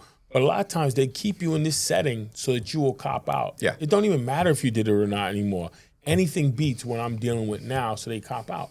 And I felt that's what they were doing with me. They put me in Rikers. Hell. Well, a lot of these guys, I mean, the system in general, here's the problem, is that a lot of people say, I hear a lot of people like, the system's not fair. The system's not fair. But our system is more fair than other countries' systems. Like, I understand what you're saying. It is a horrible system, but other countries' systems are, and that's probably not a good argument. Like, but it's a fact. We're shit, but we're better than that. We're at the top of the shit pile. You know what I'm saying? Right. And I think one of the big problems is, and I don't know how you fix this. I think there maybe is a way to fix it. Where one, the government has an inexhaustible amount of funds that they can use and manpower to fight you. And if you get a public defender, they give him $25,000. That's like a federal case. Right. Let's say a state case, they give him $12,000. Nothing, basically. Yeah, $12,000, and then they turn around and they say, well, we'll quash that $12,000 right away because if you're billing out at $200 an hour, they got $12,000. Let's go ahead and give them 400 hours of tapes to listen to. So now at $200 an hour, you're supposed to listen to 400 hours of tape. You're supposed to drop all your other clients. Like right then, you're already in the hole. So that lawyer cannot listen to 400 hours based on the 12,000 that they gave you. So that's over. It's over. You're already behind the eight ball. These guys have to go into debt to represent you. So for them to survive, they become an agent of the state by saying, listen, man, you're in a bad spot. Like, I've looked at the evidence. Like, these guys can really, like, I can get you a deal. If I could get you 2 years, if I could get you. And the truth is they know I can't get him to 2 years. But if I can get him to admit or be willing to take 2 years, Right. He'll get in his mind 2 years. And when I come back to him and I say 3 or 4 or 5, he's more apt to take that. As opposed to before when I'm not taking anything. I'm going to trial. Right. I didn't do this. And then also, I've already been in Rikers for 6 months, and I have to get out of this. I'm ready to go. Right. I'm ready to go to prison because prison is better than Rikers. It is. It is. It's an upgrade, believe it or not. I mean, I'm sure Right. you know. Oh, yeah. But, yeah, so the bizarre thing is I had an attorney, and the judge recused her, took her off my case. Now I have no attorney, and the judge tells me who my attorney is going to be. I was like, this can't be correct. You assigned me an attorney that I didn't say I wanted because you wouldn't let me keep the attorney I already paid for. It was, cards were stacked. The deck was stacked. And that attorney doesn't want to give it. Does she give the money back or she not want to? I didn't know how friendly you were. Friendly, she loves me, I bet, but she's not giving my money back. That's not the way this works. Yeah, right? no, she kept my money. She was gone, and who am I to argue? I'm in the cell. I couldn't even catch up to it. And then he assigns me an attorney, and I'm like, I told the guy, like, I don't know who you are, but I'm not comfortable with you because you were assigned to me by the same judge who said I'd never get out of prison. So he was cool. Oddly enough, the guy they assigned me to is now going to be a judge. Okay. So it was like a lot of things that's not adding up. He was a great guy, though. Good attorney. I had a good time with him, but I didn't feel I had a fair shot. Yeah. And I probably didn't. Yeah. Well, it's like the attorney I got, Millie Dunn. It's like she didn't have a prayer. You know what I'm saying? Like, it doesn't matter whether you're a good, I mean, she was a good attorney. And, well, she was a good attorney. How'd you give so much time? She didn't have a prayer. She had no shot. Right. If you're a murderer and you've got an amazing attorney, you're still murdered someone. You're not getting out. Yeah, exactly. They've got the gun, the this, the that. This guy was great. The attorney Right. I had, Matthew Kluger. Right. Awesome. He was an 18B attorney as opposed to a public. He had a private business. Right.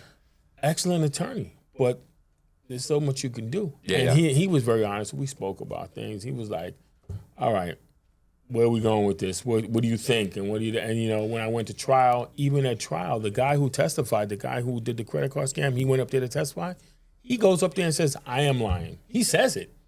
And when he says it, I'm like, did I just hear what he said? He said he's lying. All right. He's admitting he's lying. And my attorney was like writing down on a pad.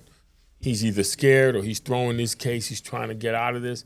I'm like, he just said he's lying. Why are we still doing this? He just admitted it. It didn't matter. Why isn't that a dismissal of the case? While I'm waiting for this trial to start, he's out on bail, and he commits another crime, a federal crime. He gets arrested across state lines, and it goes on the news. It's on Channel 7. While I'm in the cells, I look up and I see the guy, and I'm celebrating now. I'm like, home run. The guy who's my main witness, he just got arrested by the feds.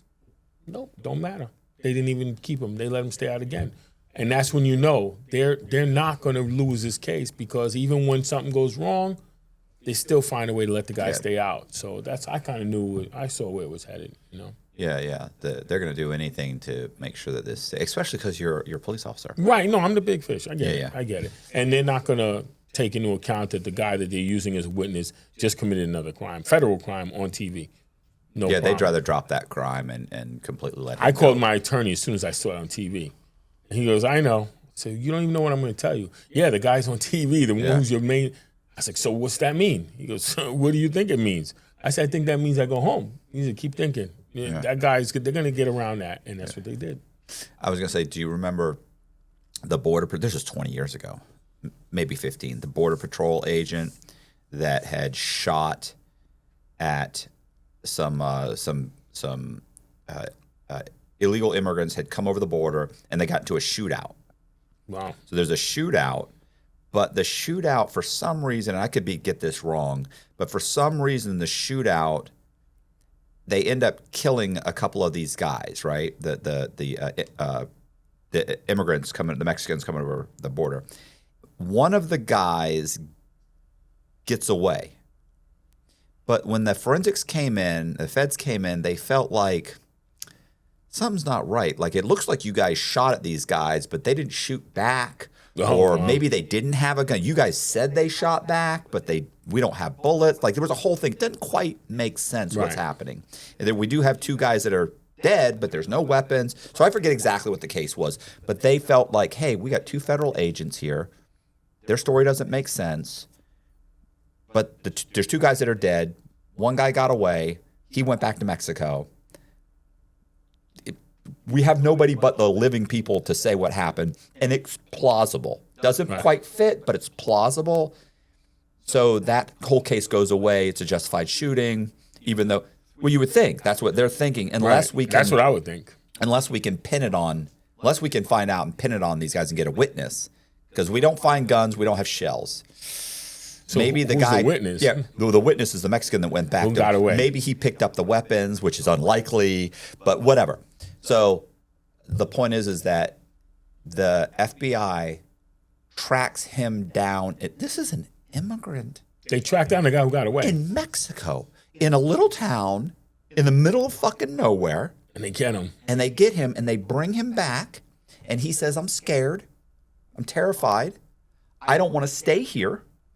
And they say, we'll give you a card that allows you to go back and forth across the border, and nobody can search you, because we're doing anything to protect you. Right. Because you're our witness, because he says, these guys just started shooting at us. Like, we didn't have guns, and we were just immigrants coming over the border. They just started shooting at us. It was completely, there were no guns. Unprovoked. Yeah, and they shot these two guys. And so he's Teflon now. He's going back for, he's protected. Now he's bringing drugs back and forth, and nobody can search him. And for somebody at some point realizes, like, dogs are going nuts, whatever the reason is, they go, no. Some agent who's like, I don't give a fuck about your little pass. Right. I'm searching you. Searches him. He's bringing over, powder. Over, he's got keys, whatever it is. I don't remember. I don't remember the specifics. But he's bringing over something. They bust him. Feds come in, release this guy, release him. Here's your little pass. Keep going. It's the same thing, right? Same thing. So now he's going back. He's still doing it. Wow. They let him get away with murder up until the trial. Then he gets the trial, does the trial. The two agents end up losing at trial, or they take a plea. I forget what it was. But anyway, they go to fucking prison. And then this guy, of course, he gets busted, 6 months later or something. But they're quashing and he gets into, this isn't just one thing. He gets multiple times. He's over here. He gets into a fight. There's a huge ordeal. There's something happens. It's another crime is committed. They catch him with more drugs. Local authorities, FBI comes in, drop all of that, get him up. Here's your pass. Keep going. Wow. Just anything to get these two agents that clearly lied. Like what he's saying or not. The story doesn't make sense, but without him, we don't have anything. So we're going to let him get away with murder as long as we can get these two agents. It's very, very similar. Right. Like, the guy's committing crimes, they arrested him, but he's getting away with everything because they need him. It's ironic. So I get to state facilities now, and the first day I get to the New York. Well, wait, what happens at the trial? Yeah, I'm going to get to that one, but okay. I'm just bringing up this fact about him getting over. As soon as I go upstate, the CO buzzes my door. He says, Ramos, come up here. I go up there. He says, I got a newspaper for you. Read this. And when I get up there, it says, thanks, rat. Now go to jail. They got a picture of the guy who was the main guy who told me. It says, thanks, rat. Now go to jail. And it was him. And I was like saying, they know that he's no good, but they needed to use him. And they say, well, thanks, rat. Now we don't need you. Go to jail. And it just goes to say the same thing you were talking about. Listen, and then I want to stop talking. I'm going to stop talking. Yeah. I say, remember the guy I told you that he went to the grand jury and lied? Right. Guy goes to the grand jury, lies. I wrote a story about this guy. This guy, so they indict, the grand jury indicts a bunch of people in that pill mill. They then, that guy is like saying, I didn't do anything wrong. He goes to trial. He loses. Government provides all kind of evidence that's just complete bullshit. They twist everything. He ends up getting 19 and a half years for money laundering.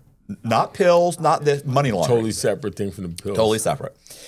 It goes to jail for the pills. I think he got 19, and I think it's 19 years and 6 months, I think. Mike Biden was just 19. But he goes to jail. And the guy so right after this guy's sentenced, the guy that lied in front of the grand jury, which was a DEA agent, he gets indicted. They arrest him the day after. Right after it's over, get him. Right after, because otherwise, if he had gotten arrested, he's one of the witnesses. They could bring it up at court and say, look, the guy that lied in front of the grand jury, they just arrested him for lying in front of the grand jury. So that's how you indicted my guy. His credibility is no good, then. No, right. But we don't. We wait till the day after. They then arrest him for lying in front of the grand jury and for protecting pill mill operator. He goes to trial. They put the doctor on the stand. He was banging the owner of the pill mill, a female of the pill mill that he was protecting, which was a competing pill mill. It's a whole thing. Wow. She's about to go on the stand the next day. That morning, he wakes up early before court, takes Torres. I forget the name of it. It's a revolver. The revolver? Yeah. Takes it, goes into a shed, blows it. Jeez. Yeah. Do you see what I'm saying? Like, it's just, and people are like, that would never happen. Like, well, you're watching too much Law and Order, bro. Yeah, no, this is real life. This is how it really works. This is, the main detective against me gets caught for illegal investigation. He's a detective.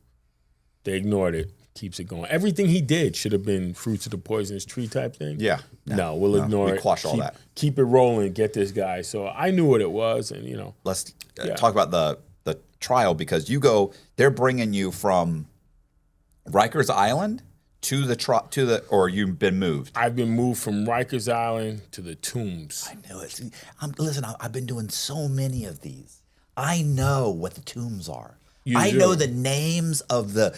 Of Have course, you been it's in famous. the Tombs? No, but I'm saying I've gotta interviewed go so there many one day. guys in the New York and the Metro, that area that I'm starting to know the different types of the names of the facilities and everything. So I ended up after the Tombs, another spot, but the Tombs was pretty bad too. Yeah. So I'm in Rikers, then they come in there and they rearrest me. It's funny, I'm already arrested, and the detectives come to Rikers Island and rearrest me. For what? New charges? Yeah, new charge. What's the new charge?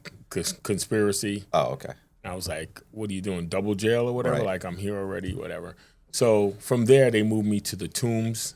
Tombs is not a good place to visit either. It's not as bad as Rikers, but the conditions are worse than Rikers for me. Because at Rikers, at least I had movement. I was in and out. I was interacting with other people. Yeah. The Tombs is 23-hour lockdown. No phone calls, no visits.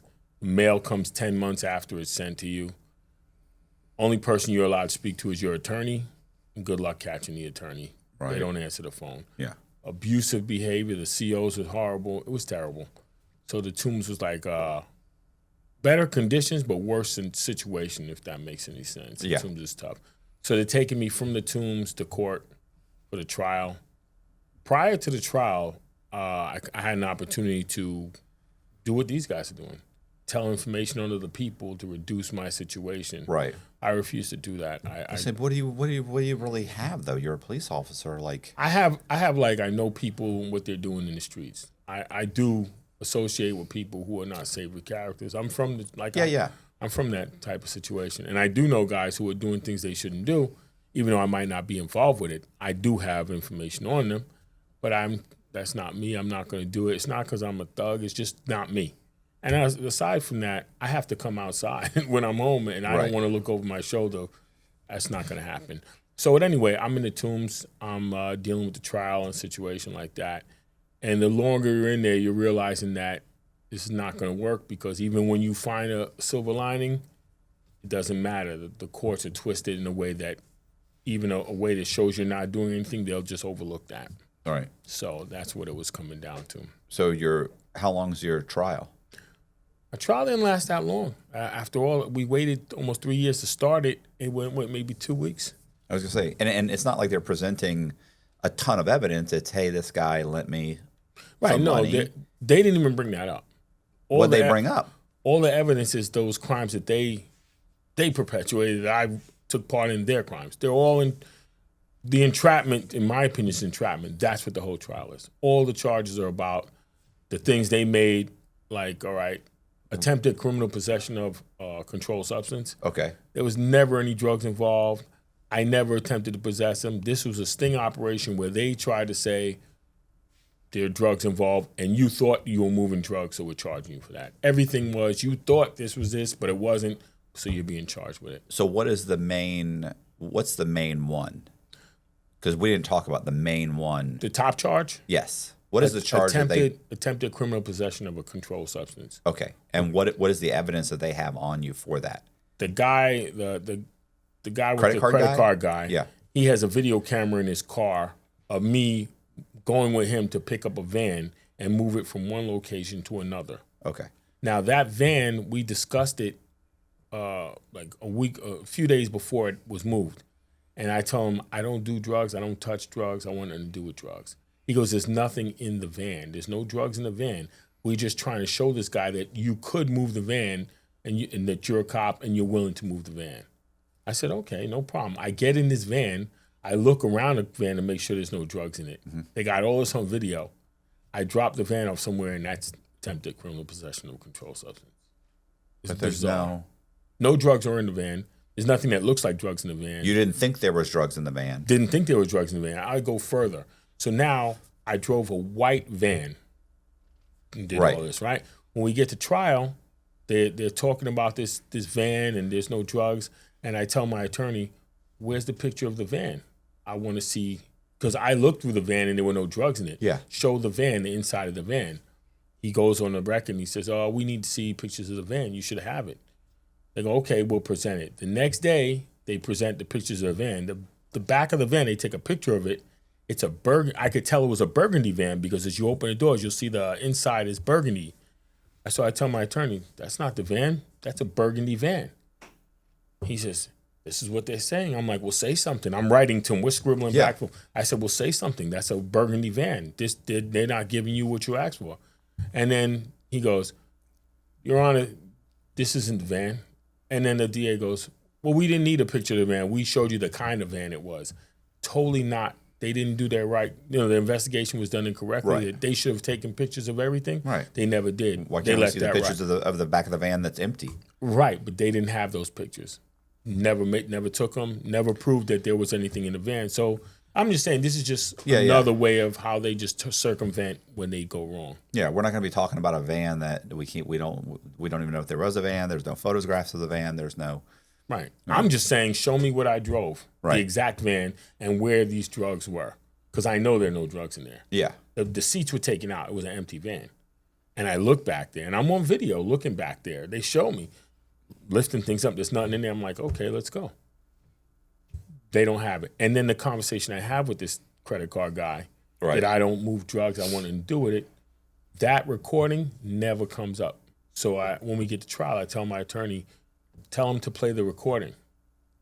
So that he brings it up, and they go, oh, the recording device was not working. So we didn't get to get that recording because the device didn't work. Well, then we're not going to be talking about. So I said, how could we use that? Yeah, how are we talking about a recording of a conversation that we don't have? Right. They didn't talk about the recording. Okay. I wanted to talk about the recording. Right. They acknowledged the machine didn't work. So I said, all right, well, ask this guy. He's on the stand. Not that he's truthful, but ask him if we had this conversation. So they said, did you ever have a conversation where he told you, I don't want anything to do with drugs? And he was like, I don't know. I don't want to say. And he's like, well, did it or did it not happen?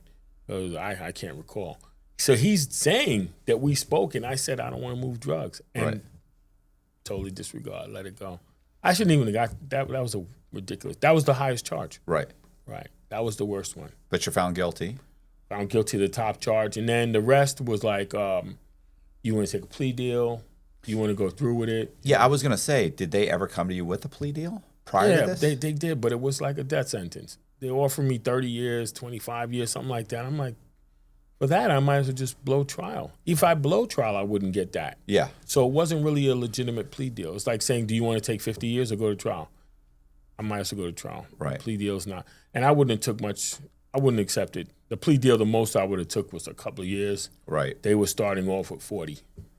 Then, we'll work it out. We'll give you 28.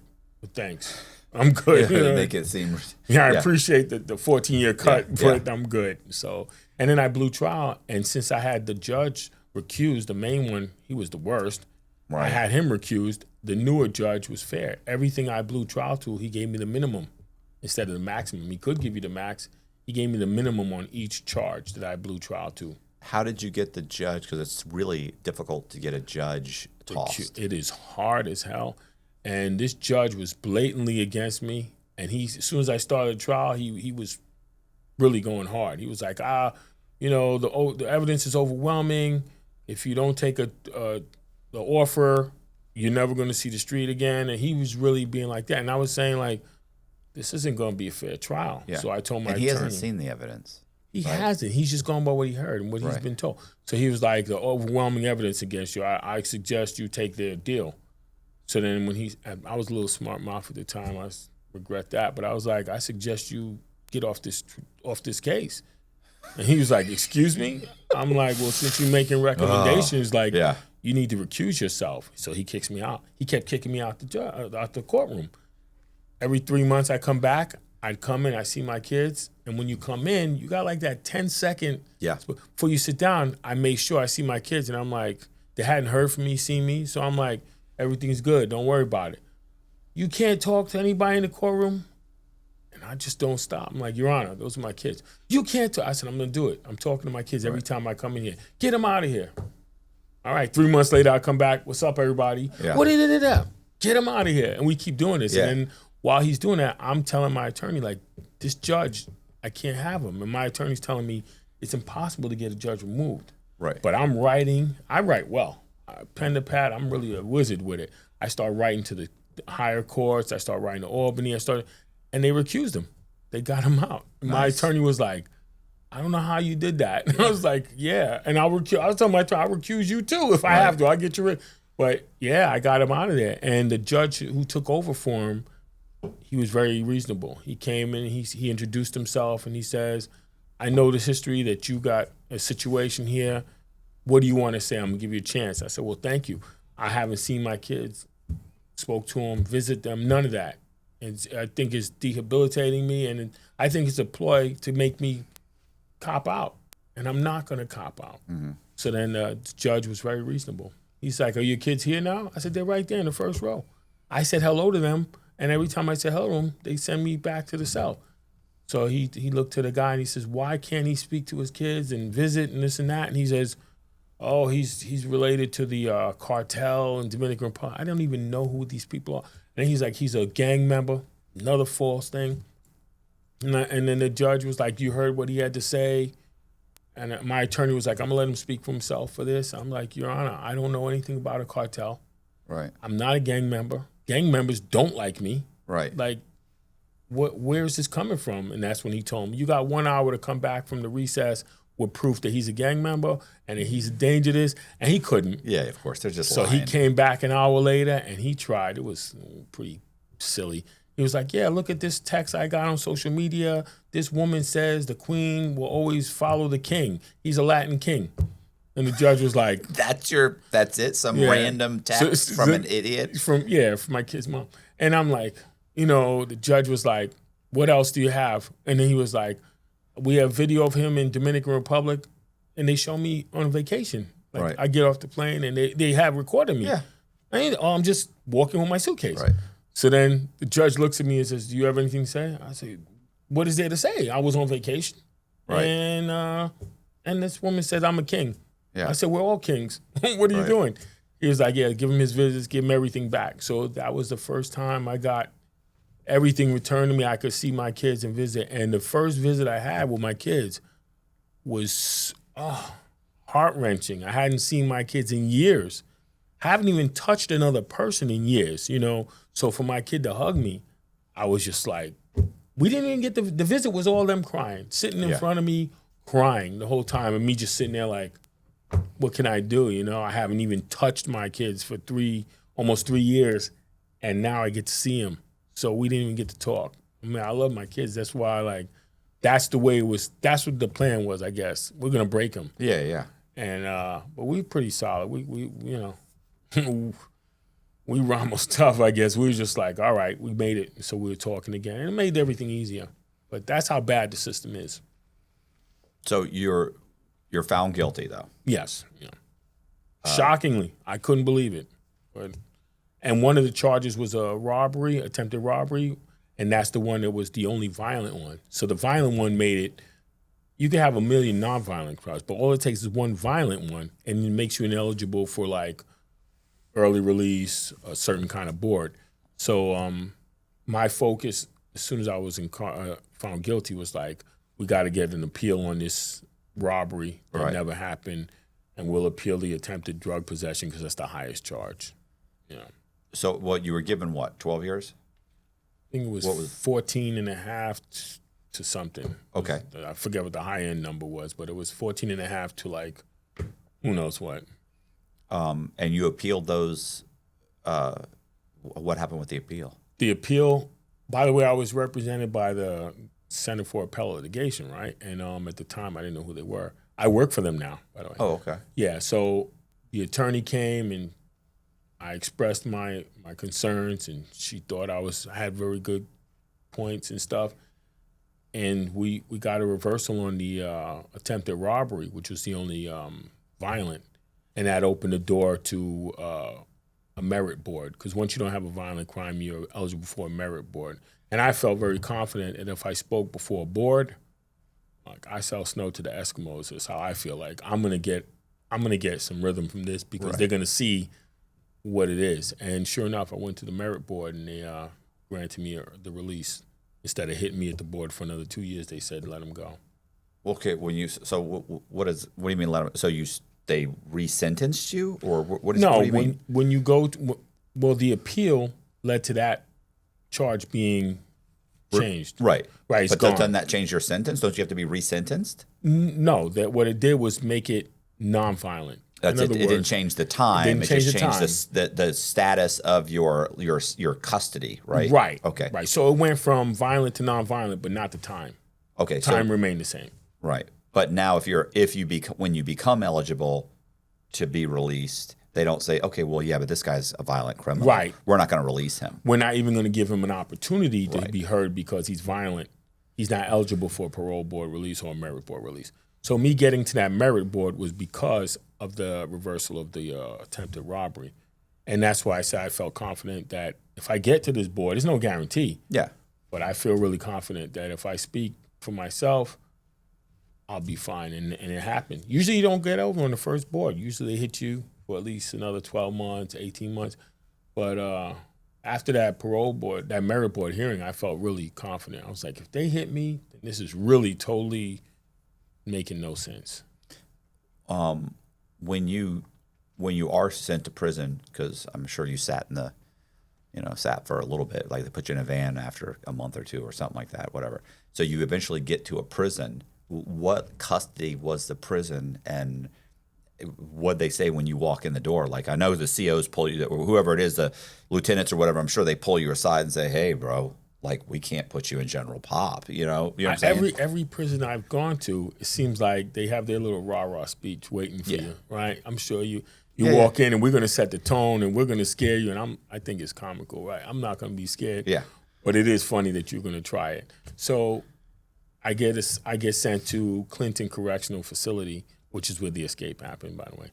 So I get there, I'm in protective custody. I don't want to be in protective custody because as soon as I get convicted, my main objective is how do I get out? Mm-hmm. You know, and I know I need certain programs to complete so that I'll be eligible when the day comes that they cannot say to me, well, you didn't complete everything you needed to do to get released. Yeah. Well, I was in the shoe the whole time. Yeah. Well, I can't do any programs because I'm in this, protective custody unit.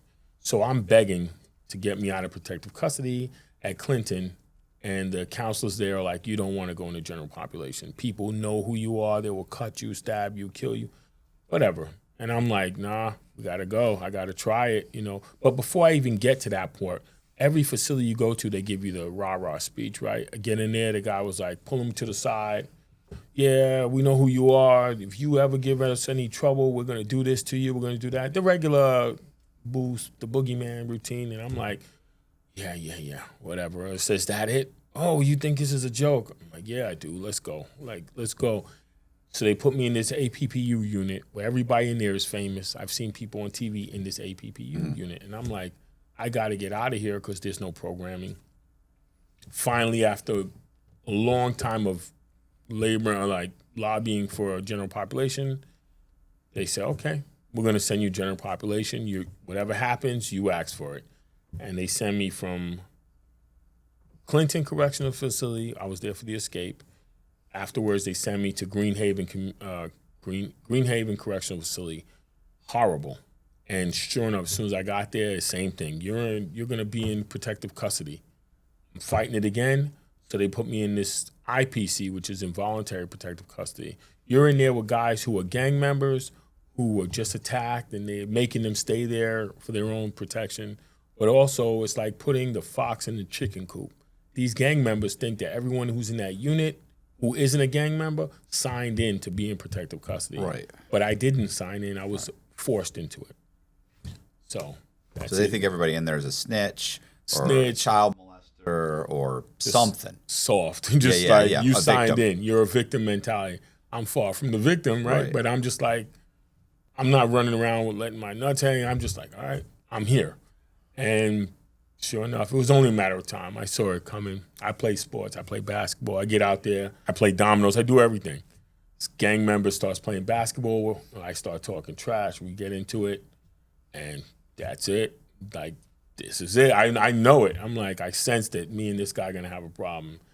So the first day we get into playing basketball, and he says something to me. I say something to him. He tells me he's this gang. I was like, I don't give a fuck about that. Right. What? I'm from Brooklyn. I don't care about that. Anything you say, I don't care about none of that. And I'm pretty slick with the mouth, so he's feeling bad because everybody's laughing at the things I'm saying. I'm not even being funny. I really don't care. And when I sense we're gonna have a problem, I get on the phone, talk to my daughter, and I tell her, it's gonna be 45 days or so till you hear from me, but don't panic. Like, everything's gonna be all right. She's like, what do you mean? I said, I'm gonna need 45 days. I'm taking a little break. Because I know that when I get off this phone, it's like, this ain't gonna go well, right? So I tell my daughter, don't panic, don't worry. I'll call you, give me like 45 days. Everything's fine. I get off the phone, I go inside, and sure enough, I have to do what I gotta do, but it works out for me in the end. Everything works out, because even when me and this guy have this fight, they empty the cans of mace on me, all of that stuff. I go to the box. It's funny because everybody knows who I am before I get up there. Right. And they know why I'm up there, because I just fought a gang member. And whether I liked it or not, my credibility skyrocketed, and I didn't even want it to. I just didn't want to be bothered. But since that moment on, you don't want to fight with me, because losing to me is not a good look. I'm a cop. Right. In your eyes, I'm still a cop. Yeah, yeah. How you let a cop beat you up and you're a gang member and stuff. So, sure enough, 45 days later, I hear from my daughter. She's like, this is what you do, Dad? You come in here? She's reprimanding me. This is what it is? We're waiting for you, and you over here fighting with people? And now, what are you doing that's so irresponsible? And I'm like, time out. Like, identity check. I'm your father. You're not my mother. Shut up. This is what happened. The guy's trying to start a problem. She's like, you got to walk away. And that's, It'd be much harder if I walked away. I said, walking away? Then you might as well just start handing over everything you got. Like, that's not how it works in here. And I think that was a wake-up call for my kids. They were like, Dad's aggressive at times, but if he's not, you become a victim. If you let something happen once, you setting the precedent for it to happen again. So that was the first turning point for me, being sent to the box. Horrible situation, but it got me out of that facility, and it changed my whole bid. And I regret that I had to go through it, but then again, I'm so glad it happened. Helped me a lot. So when were you? At what point were you released? Right, like From the box or from prison? no, from prison. Oh, after the merit board hearing, I was at another facility. How long was? Oh, okay. Oh, never Yeah, mind. You were towards saying. the end. Sorry. Yeah. Yeah, So the that didn't merit- come up until the very. It takes that long Yeah. for you to get that hearing. The appeal process takes a long time. Then after the appeal process, you're eligible for that merit board hearing. And so at what point did you have the merit board hearing? The merit board hearing was right before I was released. Like, How many years? 5 years? oh, into to your- get to the merit board Yeah, hearing? yeah, Oh, from the time you were locked up 3 to- years to get from Rikers to the state. And then I'd say about 5.5 years to get to that merit board. So how long were you locked up total? About 10, a little over 10. How long before you went to trial? 3 years before I even got to trial. This is no one-stop shopping, man. Like, we're gonna go Right. through the whole. They're gonna push that to the end. Yeah. So I dragged it out. They dragged it out 3 years. I did that. Then I go to trial. I blow trial. They move me upstate. Lights are out. They're not thinking about me for a long time. The appeal came, the reversal came, and that's when everything started moving. All right. Well, now the appeal came. I'm eligible for the merit board. Here we go. Okay. And then do you go to a halfway house? No. I had a place to go. Oh, So okay. luckily for me, I didn't have any restrictions. Like, certain crimes have certain restrictions. I don't have it. Like, I don't have any crimes that restrict me from being anywhere. I can go anywhere. So well, in the federal system, you go to a halfway house. Like you Really? could even Okay. because even if you say, hey, even if you're lucky, and by the time you get to the halfway house, they've already gone to your home and they've approved it, you're still going to go to the halfway house for a few. I mean, the fastest I've ever seen it happen is a few weeks. really, Like, because they have to, I don't know what, to be honest, it's just bureaucracy. They could do it the same day. You could get there, That's they could what put I'm an saying. ankle monitor on you and send you home. It's already been approved. But it's still, they'll drag you. Sometimes, and the counselors in the halfway houses are such douchebags. They're like, oh, well, we don't want to put the ankle monitor on you and send you home until you have a job. Or we don't, and you'll be like, I'm 67 years old. I'm retired. Right. And they're like, well, we need to make sure that when you have to get your first Social Security check. It's like, you're just making shit up. Yeah, now you're just looking for an excuse. Right. Yeah. Because you don't want to do your job. It's easier to say, go sleep over there than it is to fill out the paperwork, get it approved by whoever. But so it's usually a few weeks. That's federal. It's federal. So Wow. that's why I'm saying most people go to a halfway house for at least a few weeks and then they go home. And I've seen them drag it for, my wife it was like 4 or 5 months before, and her house had been approved. Still took 4 months before they put the ankle monitor on her and let her go home. Really? Yeah. So I'm blessed that I didn't have the federal thing. No, you're like, you went straight. Yeah, I went straight. I found my cousin said I could take her apartment. They went and inspected it, and as soon as I got released, that's where I was going. Did you have an ankle monitor? No ankle monitor. They really trusted me. Man. What about, did you get a job right away? And how was that process? Yeah, the job situation. I took any job I can get to start with, but there were so many restrictions from the parole officer. It depends. Some parole officers are very lax, others are very strict. Yeah. So the one I had initially, she was like, you have a curfew. I'm like, I'm a curfew? How am I? Like, I found a night job, but you giving me a curfew. Yeah.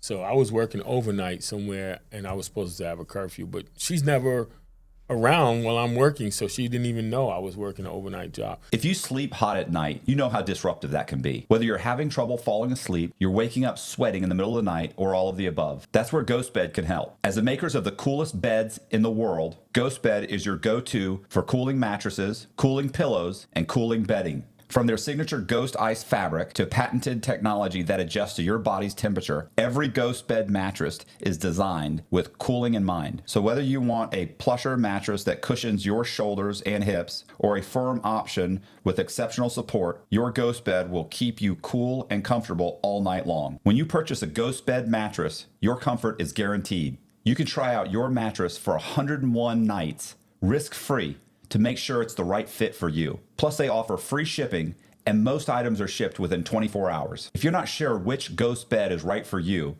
check out their mattress quiz. You'll answer a few questions and get a personalized recommendation. Even better, our listeners will get 10% off for a limited time. Just visit ghostbed.com/Cox and use code Cox at the checkout.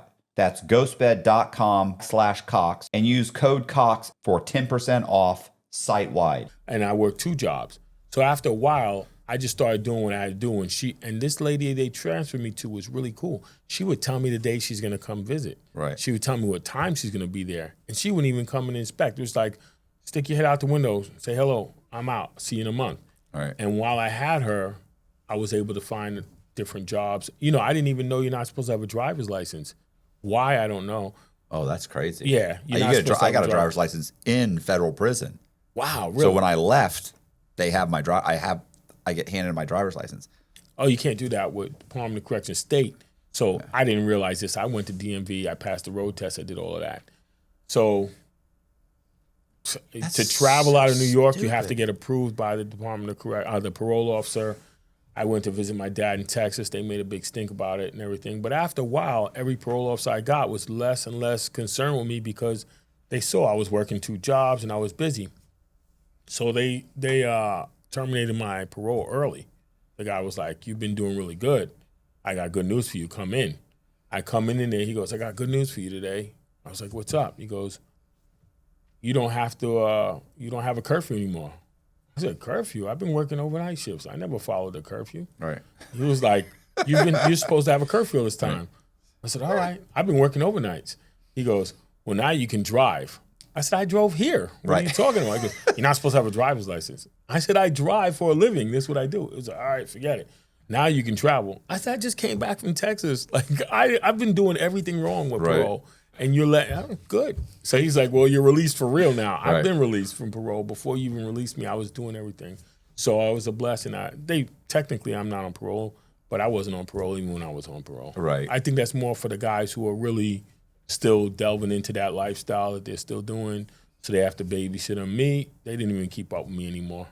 You know? Right. So it was a blessing. I think most of those laws or those rules are designed to get people to have leverage over people that they think are committing crimes.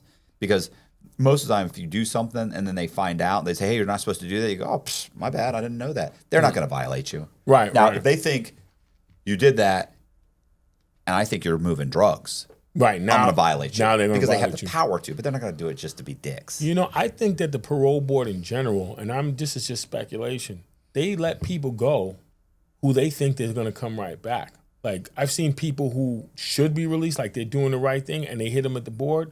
And I've seen guys who are still fighting in the box or doing all type of nonsense in the prison system, and they give them parole. And I feel like they already know this guy's going to violate anyway, and he'll be back. Right. And that keeps jobs. I don't know. That's just me speculating, but... Job security. Yeah, job security. Like, we always have somebody, it's like a funeral parlor. We always going to have business, right? We keep letting these guys out. We always have business. They're coming right back. That's the first thing they mention when someone's arrested.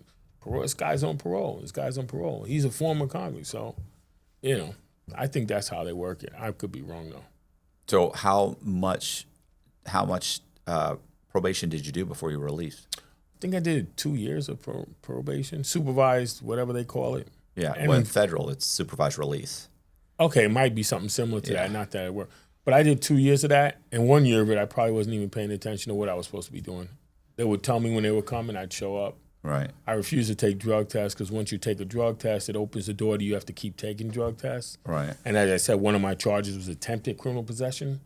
But since I never touched drugs, I'm like, I argued that. Why would I be taking classes, going to these Narcotics Anonymous? They were trying to get me to go to that initially. I'm like, that would be stupid. I've never used drugs. How could I sit in one of these meetings? I know they start off with, my name is so-and-so, I'm a narcotic or whatever. I couldn't even do that. I never even smoked a cigarette. So they dropped that part. And it was easy. Parole was a walk, cakewalk. What are you doing now for a living?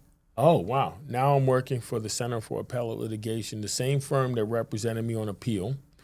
And I also have a night job in Connecticut. I moved to Connecticut. I bought a house in Connecticut. And I do it's like a media distribution thing where I send New York Post, Daily News, stuff like that to all the businesses, corporations that are overnight, like gas stations, supermarkets, stuff like that. But I'm looking to expand, do something else. I'm looking to get into start a nonprofit that I've set the foundation on. I just have to get that rolling. And the Center for Appellate Litigation is a blessing. I went there after the release to thank the person who helped me, ask her to go to lunch, and she told me, oh, they want to speak to you when you get here. I said, okay. I got there, and it was an interview for a job.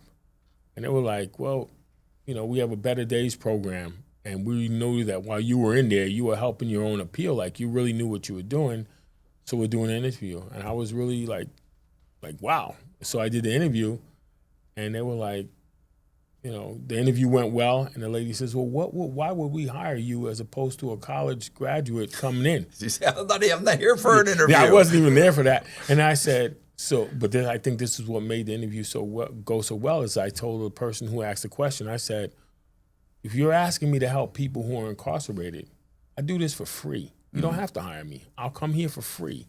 Every day I'll come here for free, and you can hire one of the college kids you want. And the lady looked at the other one and says, how do we not hire him? He's passionate about what he's willing to do. Right. I said, yeah, I'll do this for free. So the lady was just like, wow, we've asked so many questions. Do you have any questions for us? And I go, yeah, why are we still doing interviews? I just told you I'll take it. Right. So they laughed about it, but it was like, it's been a home run ever since. They helped me buy a house. Like, I take a 2.5 hour commute back and forth to this office every day because it's a long hike. 2.5 hours to get to the office, 2.5 hours to get back home. but it's not a job for me. It's a job. They pay me well. I'll take that. But it's something I'm passionate about. I like the job. It's not a job where I'm like, I dread going back to work. I look forward to going back to work. And I've never had a job where I'm like excited to go back to work. Do you drive that 2.5 hours? Or I drive an hour and a half to get to the Bronx. I park my car and catch the 5 train, which is another hour back to Wall Street. But sometimes I spoil myself, and I'll drive an hour to another part of Connecticut and catch the Metro North, which then takes an hour and a half to get to New York, and then I take the train there. So it's always 2.5 hours either way, both ways. Yeah, it's tough, but are you able to work while you're on the commute? No, I'm barely awake. Oh, really? I'm barely awake. I'm usually comatose when I get on the Metro North. I was thinking John Grisham worked as a lawyer, and his first book he wrote taking the whatever subway. He had to take a subway for like 30 minutes or 45 minutes. I forget what the commute was. He was like, but it gave me a time, like, and he said during that period of time on the train, that's when I wrote A Time to Kill. I love that movie. You know, that's my favorite movie. It's a great movie. It was a great book. It was a great book. I heard the book was better than the movie. The book's always better than the movie. Really? Very seldom. I can't do it. Very seldom have I ever watched a movie where I'd read the book and thought the movie was as good. I've never seen one that was better, but there have been some where the way they, what am I saying, converted it to a movie. There's actually a term for it, but the book being converted into a movie where it's like, wow, it's just as good. And there's only two. One is Catch Me If You Can. I heard of that. I didn't see it. Only because, and both of these are very, very short books. A book is 200 pages. I could do that. And the other one is Fight Club, which is only 200 pages. And the book is almost identical to the movie. And that's the whole thing. If it's a very short book, they can almost convert it perfectly to the movie. If it's 300, 400 pages, like, they have to remove more than half the book. Right. And you're disappointed, and it sucks, and the character doesn't look the same, and they don't think the same way, and you don't get to hear what they're thinking in their head. You know, it's just always a horrible. I mean, I've never read a book and watched a movie. Like, once I watch a movie, I don't even need to read a book. I know that sounds corny, but well, probably the only reason I know this is because I used to listen to books on tape, and then when I was incarcerated, I read a bunch. So I'd read the book. Then I'd go see the movie, or it'd come on the institutional movie channel. I'd watch it. I'd be like, this is horrible. Horrible. I got to be honest. If it had not been for prison, I probably wouldn't have got back to reading. Like, oh, really? Prison made me read more. Prison made me do a lot of things. Made me pray. And I thank God that I did. But I'm like, when you have nothing to do, you start becoming creative. You stop counting the tiles in the cell. You're ready to start reading and doing things, working out. I never exercised so much in my life either. Yeah. I think prison is very similar to the military. I don't know if you did both, but no. But there were lots of military. There was an entire military unit that had like 130 guys in it, 140 guys, and all of them were like, "This is very similar." It's to the military. It's eerily similar. Yeah. Only difference is I was getting paid in the military. Yeah. But prison, very similar. I was like, this is. I've been here before. I've been there. This is very similar to what I've experienced. So. Yeah, my buddy Pete was in charge of the head orderly in the military unit, and when they would have groups of senators would come and they tour the prison, and they'd always tour the military unit because it's super clean, and he would actually take them through he had a whole skit and program. Wow. And here's what's funny about Pete. Listen, Pete, if you listen to him, makes it seem like, if you listen to him, you think he went in the Navy, he was a cryptologist or whatever, took the classes. Right. You would think he was on a sub and that he got injured and left the military, left the Navy. That's how it's, because he says it in such a way that that's what you're creating in your head, because everything he says is true. Right. Everything he says is true. Well, I was assigned to such and such sub, such as I took the crypto. So all these things, you're already putting it together, and then after after a year and a half, or after 2 years of service, I was injured, and I had to leave I I got an honorable discharge and such. Oh, okay, that makes yeah. And so you think, well, and it's all true. It's all the same. But here's the actual this is the difference between hearing someone explain something. We always seeing it. And knowing what really happened. Right. We always joke around that it's true but misleading. Right. It's true, okay. but misleading. The truth is, Pete went into the military or into the Navy. He got super high scores. He's brilliant. And he did the crypto. No, he did go into the cryptology, whatever, which is, it's code breaking. Because he's just off the chart smart. Okay. Goes into the crypto. While he's taking those classes, keep in mind he's an 18-year-old skinny kid. He hurts his knee skateboarding. Wow.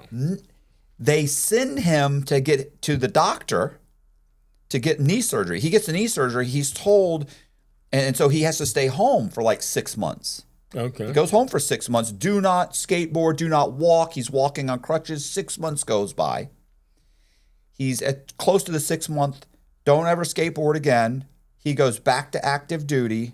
He starts skateboarding. He hurts his knee again. They want to give him another surgery because he's so smart. They're saying, bro, well, let us do the surgery again and wait another 6 months so we can put you back into the crypto. And he had been assigned to a sub. So he does say, I was assigned to this submarine. Right. So you think he served time. He's never walked on the submarine. So, but he was assigned there. He's assigned there, but he's never been there. So by the time it's all done, it's been a couple years, and he won't do the surgery again. He's like, I'm not doing the surgery. I'm not going to be on crutches for 6 more months. I'm not doing it. And so they release him. So you did serve about 18 months to 2 years. But you were assigned to a sub. Never there. You did get injured, but you're skateboarding. You would think he was in some kind of it was the Hunt for Red October. And combat unit. It was combat unit. He was a Marine. He stormed the beach. Something. No, he's a skateboarder. No, you twisted your knee skateboarding. But he tells a good story. He's got you believing it. He's like, everything I said is true.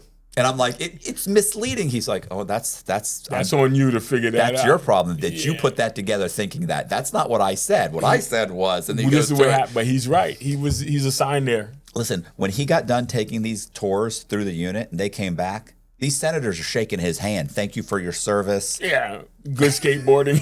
You skateboarded well. They don't even know that this guy. Wow, he's good though. He's amazing. He is good. I would have believed it. Yeah, you believed it. Oh, he had me going for a while till I started asking.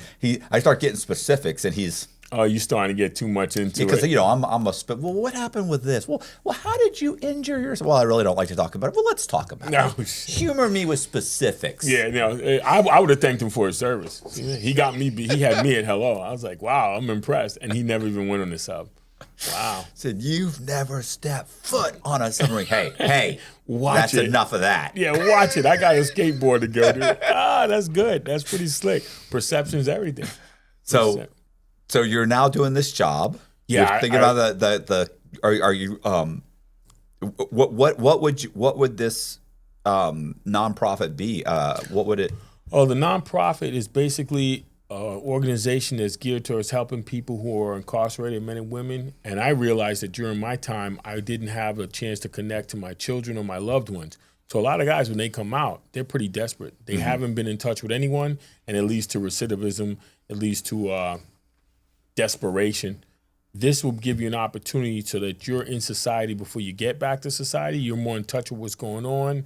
You're more prepared. It offers you training. I want to give people an opportunity that when they are released, they're not just thrown out into the woods and say, find your way. Yeah. That's what usually leads to recidivism. Yeah. They can't get a job. Can't get a job. Right. You can't get a job. You're frustrated, and after a few weeks, what do? You turn to what you know. Right, and this is all you know. Here's how I know I can make some money. Right, and besides that, it's hard for you to deal with your family. If you have children, they lose respect for you, and you're coming out thinking that you have this respect already. I'm your dad. Yeah. But the kid is like, I ain't seen you in 10 years or whatever, and who knows, sometimes the mothers have led the kids to believe certain things. I know that firsthand. So when you go to see your child, you think you have respect due to you, and the child doesn't have it. But if you had been in touch with him all along, you would have a better rapport with them. I have different programs I want to put in place, like a read-along program where I send the kid the book and the father or mother a book. They read it together so that when they speak on the phone, you know how these conversations go. You get on the phone, there's not much to talk about. And you don't want to talk about prison, and they don't want to talk about prison. So now you have a book that you read, or I'll be setting up trips so these families and friends of the incarcerated person can send photos of it. They can feel like they're partially responsible for what's going on, because you lose contact with everything, out of sight, out of mind. This will give you a chance to stay in the loop. And then when you are released, we could transition a lot smoother. I found the hardest thing to do was transition coming back. Like my son and my daughter I have outside of my first marriage, they didn't know me. Mm-hmm. And what they did know of me was what their mother told them. And she was bitter. So she gave them her spiel. Next thing you know, I see this kid, I'm like, how you doing? Yeah, what? What's up? Like, my children don't talk to me like this. Right. But these do, because I have no connection to them, as opposed to my older children who have been in touch with me the whole time. When I came out, they know your character. They know me. But these two that Brandon and Gabriella, my children From outside my marriage, I mean, it's hard. I could love them, but they don't know me. Yeah. And they're not going to give me a chance to get to know them, because they've already had this thing put in their mind of who I am. So I've been trying, but at the end of the day, had I had this opportunity while I was incarcerated, it would be a whole different situation. So I'm just looking to reduce recidivism and also open the door to building relations, making guys more humanized. You know, they're desensitized, yeah. Right, sorry. And when you're in prison, because you're out of touch with everything. So when you come out, you're doing the same things you did in prison, because you haven't had a chance to interact with public or your family or people like that. Yeah, I was going to say, Colby and I mentioned this the other day. Some of these guys, it's like they still behave like they're in prison. It's like, what are you doing? You can't. Those things don't matter anymore. Those things like nobody cares about your seat and this is where you sit. Right. It's like, stop it. No one cares. There was a gentleman who came to Center for Appellate Litigation. He had just been released, and they introduced me to him. They were like, "Oh, Jose, this guy just got released. Could you introduce?" So I said, "Sure." I go to see him. I go to shake his hand, and he gives me the greeting they give each other in the yard. He grabs me, hugs me. I'm like, wait a minute. We're not in the yard anymore. You have to realize where you're at. Like, read the room. There's no need to keep doing this and talking that way. So it's hard. Guys go into prison at a young age. They become, they're very impressionable. Well, I'm shocked that you say that. You mentioned the family thing, and because on the Bureau of Prisons website, it says that one of the things that they do is they focus on keeping families together and having them visit and communicate. And they, you know, how many times I've heard people are like, yeah, but they say that they do. Are you insane? It's terrible. They don't care at all. No, matter of fact, that's how they try and hurt you. Right. That's the carrot. That's the carrot that they're waving at you. And as a matter of fact, people go to visit you in prison. It's traumatizing to the visitor. Oh, they treat them like they're incarcerated. I remember my daughter used to give these guards hell. She'd be like, I'm not in prison. You ain't talking to me like this. And I used to sit there like, Nicole, chill out. No, I'm not in prison. And I was like, wow, she's right. Yeah, she's right. But then they have 100% power. Yeah. And they'll take it away from you. Well, she'll leave and then I'll be stuck with them. But, I wanted to make the whole visiting situation less traumatic. It's nothing positive about prison, but I'm going to make it as bearable as possible for the guys who will be inspired to do better as far as conducting themselves in a better way, because they have something to look forward to. Oh, wait a minute. This program is bringing my kids up here for a visit, but if I keep getting in trouble, they won't. I'm trying to give you a reason to do better. If you knew better, you'd probably do a lot better. Now this is giving you, I'm bringing your child up to see you. We're going to buy your kid a birthday gift from you. We're going to do things so that we're going to fill in the void until you get out. And then when you get out, we're going to have things for you to, move forward on. Yeah. That's, yeah. I will say the Center for Appellate Litigation that I'm at, they are phenomenal. They do things like have a monthly meeting just to have a meal with the guys who've been released. Try and keep them in a situation where they feel they're not alone, and that's really important. Well, it's funny because the psychology behind being released is, I think, it's like understudied, it's understood, and it's kind of like when Obama released did like his first wave of commutations, Right. he was just releasing the guys. And so you've got guys who have been in the pen for 20 years and you release them. And then 2 months later, they're coming back. Yeah. And they're like, I don't understand. Well, half these guys are coming back within 6 months. What's going on? And then they realize, wait a minute. You still have to civilize these people. Right. They're no longer civilized. You can't release this wild animal into the fucking public. You got to prep. You Yeah. gotta be prepared. And so then the next wave, they said, listen, you're in a pen. You have to go do 6 months in the medium, and then you go into the low, and you have to go through the RDAP program, the residential drug treatment program, and you have to go spend 6 months in a halfway house. And no matter what the guy did, it's like you can do the next 30 years in prison, or you can take this step down approach. Step down is what Right. it is. Yeah. And so it's like, a lot of guys go, man, I shouldn't even be here. Doesn't matter. This is the way it is, because if we release you doing this, you'll go right back to crime, because nobody wants to hire you, bro. You just did 20 years in prison, and even at the job interview, you know what killed me? I'll give you an example. When I first got locked up, I had a guy tell me, Cox, come here, let me tell you. I'm like, yeah, what's up? And he goes, like, stop saying like please and thank you all the time. Oh my God, you're I had soft. that. It makes you sound so fucking soft. And Yeah, I'm like, you what? are Yeah, soft. yeah, you're soft. Yeah, because you're saying that. It's like, I'm civilized. Like, what are you talking about? This bizarre world, though. Right. It's But bizarre world. what it is the way you're when I'd say, excuse me, hey, do you mind if can I get some wait, what was it? Splenda. Can I get 2 Splenda? Yeah, I'll pay you back. Man, I really appreciate it. Thank you so You're much. I sweet, appreciate- man. You say that you're sweet. Yeah, I might as well be wearing a dress. Yeah, you are sweet Right. for that. Yeah. So now what it turned into was yo, bro, let me get some sweetener. Yo, let me give it some sweetener. Yeah, you're an animal Right, too now. right. Now I'm just like, because for me to get it without being now I'm a victim. Without being a victim, I have to now start behaving like an animal. Yo, bro, let me get a scoop of coffee. Let me get a scoop of coffee. Like, what the fuck is your problem? And then when I get it, I got you, bro. I got you. Yeah, and I had the same situation. What happens when you get out of prison? You're acting like You're still doing that. Right. But when I came, I never compromised who I was. So words like please and thank you, guys looked at me like, this guy is soft. And I'm like, nah, ain't nothing sweet over here, but I'll say, excuse me. You can't. But then it was like, no, pardon self. Some of these phrases are just plain ridiculous. Pardon self instead of saying, excuse me or pardon me. I didn't know what pardon self was. I don't even know what that is. To Me me, it was neither. my bad, bro. Oh, my bad. Oh, Instead and of- I started throwing some bass in my voice. You know what I'm saying? You're a real thugged out. You're a thug man. I had to throw bass in my voice. I was almost scared there. So like the guys would saying please or thank you, that's just soft. Yeah. So and then another thing is everything you said ends with you heard, right? I was over here, you heard, and I'm like, why you said you heard? I'm right in front of you. Don't do that, bro. I'm like, you just said you heard.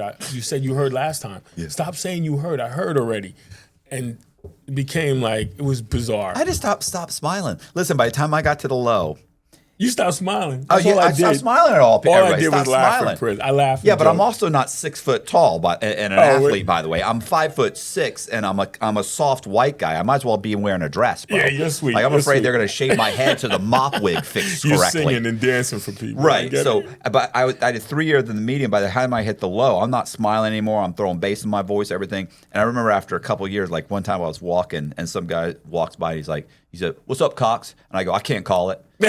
And he stopped me and he goes, "Listen, man, I know you're trying to fit in. Yeah, you're not like that. You say it's worse when you try." Yeah, you're doing too much. You're trying to. Oh, You know, what the- and I'm the opposite. I No, never pulled that never off. fit He's in. like, "No, you didn't." Yeah, you didn't pull that off. And I never pulled it off. I never tried to fit in. So Right. guys used to always look at me like, we give up on this guy. Like, stop. I'm like, you heard? No, I didn't heard. Yeah. Oh, he's back at it again. Like, I can't help it. So guys have like 14 or 15 different names. Like, yeah. Yo, who am I Pookie. speaking to? Yo, you talking to King Son, AKA this and that. And I used to be like, oh, my bad. I'm just Jose. I don't have none of these names. Mine was And Cox. I tried to push chainsaw. You tried I tried to push that? chainsaw. You're no I chainsaw. I know that's You're what I heard. I know. I have people in the comment section that would be like, yo, chainsaw. What's because they heard me tell this story? Oh my goodness. And I tried to push it, but I mean, guys, they say, yo, what do they call you? They call me chainsaw, and they go, no, you're not. Listen, I'm man, not doing that. I'm sorry. I'm trying to think of a name for you. I'm gonna go with Buzz. I'll go with Buzz. It just always ended up. It always ended up with Cox. Cox is easy. That's just what it was. Cox is kind of AO too. I don't like but that. That's the way it was. If But it's Cox that chainsaw. chainsaw, they'd be like, chainsaw. chainsaw's for a dangerous person, Cox. Yeah, I got to go with Buzz or something like your haircut. I don't know. I'm not doing the chainsaw. But I didn't have a nickname in there. They called me RoboCop in the beginning. I'm like, I'm not doing that. A training day. I'm like, I'm not doing that either. So it was funny. But yeah, I mean, so many interactions with guys in prison. And I'm like, this is bizarro world. You guys are living the opposite of what's going to happen when you leave. So why not learn how to live before you get out of here? That's another reason the organization is going to make you realize what you're coming out to. Yeah. No one cares about the phone. I can't get on. I'm sick of the phone already. But in prison, the phone was very important. Yeah. Where you sit, this is my seat. It's not like that in society. So it's just in general, it's a different mindset. You know, I was really need a step down program. They need it. to. And some of these guys, they can't. They're already built in that this is how it is. I have a guy that I play. He's a really good handball player. He hated me, right? I'm just gonna tell you real quick. This guy hated me. He could play handball, and I'm an athlete. So I go out there one day, and I knew he didn't like me, but I didn't care. I always just like never change. Yeah. So I had next to play handball, right? And I have next, and he was there. He's really good. So I said, I got next. You want to play? But I didn't do the, yo, bro, you know what I'm saying? You heard? Yeah. I'm like, I got next. You want to play? I must look like a bitch to him when I said that. He's like, do I want to play? So I'm like, you want to play? I got next. So he was like, no, I got next. No, I got next. I'm not getting off the court. And this is like a big thing. Yeah. So finally he goes, man, I got beef with you for life. Like, and I just thought it was gonna funny. be here that long. Right. So I said, it's just natural for me to respond. I said, life? That's a long time, bro. Like, we got problems for that long? He's like, man, for life, I don't never want to speak to you. So, he didn't want to talk to me. So after that, we go back to the housing unit, and he happens to be there. And I know I shouldn't say nothing to him, but I can't help it. I go over to him. I said, listen, man, I need a good laugh. Why do you have a problem, like, for life? Like, what did I do to you? I don't even know you. Did I hit somebody you know? I banged your girl or something? Like, why are we having this issue? He goes, we don't like you because you think you're better than us. And this is the mentality. Yeah. Because if I speak better than you or whatever. So I said, no. You don't like me because you think I'm better than you. I was just going to say that. So because I speak better than you, I'm a better athlete, and I'm way better looking than you probably. Now you feel this way that we can't be friends, but I'm not mad at you. And you should really learn from me, if anything. Oh, my God, he was infuriated. Well, other guys were listening. They were like, oh, he makes a good point. There's no reason not to like him other than you feel like you're insecure. I was like, if you knew how to do things I did, you probably would feel equal. But now you don't. So now you think I'm throwing it in your face, but I'm just being me. Mm-hmm. Your conversation is comical to me. I listen to you and I'm like, I laugh, but you're being serious. And this is why you feel the way you do. And I think that's a common problem for a lot of people. They feel insecure when they come home because they lack what everyone in society already has. So why not just get them, blending in a little easier by being connected to the public? Yeah. And in general, I think it'd be easier to get a job. It'd be able to get, all these things that hinder you in just everyday life, just, behavior in general. When I got out, and this is me, and I was more, guys would say like, bro, you're super aggressive. I'm like, I'm aggressive? I'm like, really? And I go, well, I'm assertive. I'm not aggressive. They go, just like that. Yeah. That feels aggressive. I don't care what you can call it assertive, Matt, but you seem very, you're on go. And I thought about it and I was like, fuck, like what's happening? Like what? And they're like, it's an issue. Like, we're friends and everything, but you come off super aggressive. And I'm like, I'm not aggressive at all. I'm like, listen, on the masculine level in prison, I'm a 1. Right, if that. But out here, out here though, I jumped up to like an 8, right? Because everybody is so soft out here, right. And I'll tell you, and Colby he's heard this 10 times, and he'll probably cut this out, but you'll get this. I worked at a gym when I was in the halfway house, right? I did 7 months at the halfway house. Worked at a gym because my buddy owned it. Okay. So I worked there. I mopped. I cleaned toilets. I did, wiped the machines down, did everything, worked the front desk, whole thing. And they had this, her name was, I want to say Leanne. I hope that's right. Leanne worked there. And Leanne was going one day. And I used to get a bag lunch. Every day I would get the bag lunch, Okay. So you get your bologna sandwich and whatever. And I got my little bag lunch. So I go to work. And so Leanne's going to pick up lunch. And she goes, Matt, do you want me to pick you something up? And I went, no, I'm good. I got my lunch. And she goes, I know, but you always eat your little bag lunch. She's like, let me get you a sandwich. And I went, and it's funny. So my boss is there, Treon, my buddy, and I think a couple of people that work out at the gym, but they kind of hang out. They work out, but a lot of it's really like their social club. And then maybe another employee's there. And I look at her and I go, no, I'm good. She's like, you're always eating that. Let me get you lunch. And I've been there a month or so, however long. And I went, and this is prison. This is how you'll realize now how weird this was to these guys. I looked at her and I said, look, I said, well, look, I don't have money to buy lunch. And she goes, no. And she said, no, I'll get it. I went, it's like, I feel like at this point, it's like, just go away, stop asking me. And I'm, because I'm in prison, you don't have a lot of patience for this banter. Yeah, back and forth. Right, and people are paying attention now, and I don't want any attention. I just want to go clean the fucking let me go wipe these machines stage down. Right. Now. They're watching. And I sat there and I said, listen, Leanne, I said, if you want to buy me a sandwich out of the goodness of your heart, I said, that's fine. I said, if you want to buy me a sandwich out of the goodness of your heart, I said, and at no point in the future do you expect me to get my paycheck and pay you back. Wow, you really went through that. I said, or at no point in the future do you expect me to reciprocate by buying you lunch, and you still want to. I said, get me a sandwich out of the goodness of your heart without any expectation of me ever paying you back in any way. I said, I will take a sandwich, but if not, it's okay. I have a bag lunch. It's a bologna sandwich. I like bologna sandwiches. I'm okay. That's a prison. That is a prison answer. And she looked at me, and everybody now is staring like, what the fuck is wrong? You're a bug out. Yeah. You're a nut. Yeah. And she went, I'm going to get you a sandwich. And I went, okay. And she got me a sandwich. And that whole dialogue was prison. But isn't that something that in prison, I'm not getting borrowing a thing of anything from you without at some point you expect it back or you expect two back. Or and if you don't, then you know what's going to happen? The moment you ask me for a favor, you're going to throw that shit back in your face. Oh, but when you needed that fucking coffee, you didn't have a fucking problem with that. This is a common conversation in prison, and I've never need. You know what's weird? I don't have any vices that most people have in prison, and that's usually how you make friends, or they find a way to connect to you, right? So when I first got there, it was like, yo, you want to try like deuce or something? I'm like, no, I'm good. Yeah.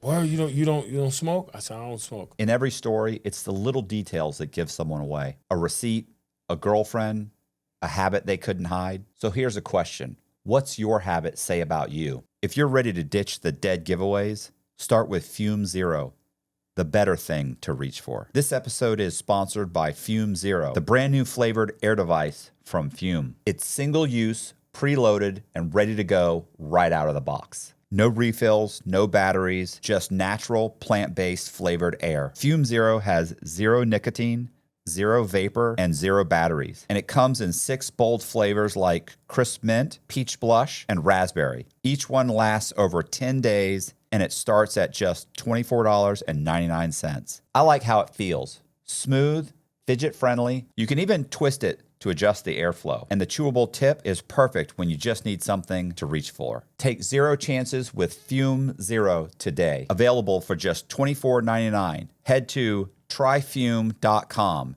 That's tryfum.com to start with Zero. Or you want some hooch? I don't drink. They're like, what? Oh, I got some porno magazines. I'm good with that. Yeah. Well, what is it? There's nothing you have that I need. Right. So I never become indebted to you. And I have everything. So now it becomes, how can we, it's hard to have a relationship, lack of a word. Yeah, I get it. It's hard for us to be friends because you have nothing over me and I have nothing over you. Yeah. And if I try to give you something, your pride is going to make it hard, or my pride is going to make it, like you with the sandwich. Yeah. you should have been able to say, oh, thanks. Yeah. But since your mind has already been incarcerated so long, you're like, well, there's a catch to it. If you're giving me something, it's because you're expecting something back.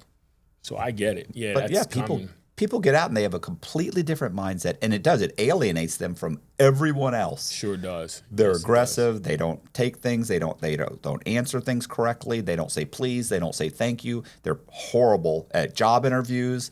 They're right, like because you across get the to board. really see somebody in a job interview and then they expose themselves. I think I've overcompensated as far as being a gentleman and polite. I'm always polite, but sometimes like my wife would be like, he's sweetheart. And I'm like, she has no idea that this is an extra effort to become what I'm trying to be. And it's been a long road, but I feel good. I laugh a lot, I joke a lot, but I know there's times that I can go from being happy to being like, all right, now this is not for me. You talking too much. I don't want to hear it. Like you don't have a long back and forth. Some of the things I get frustrated. If the conversation is going too long about something we don't agree on, I'll just be like, I don't want to talk no more.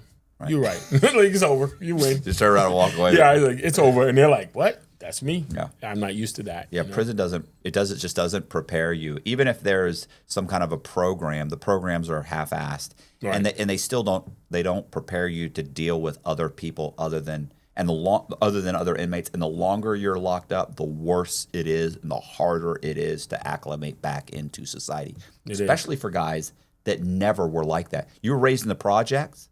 Everybody you know has been in and out of jail. Everybody you hang out with sells drugs.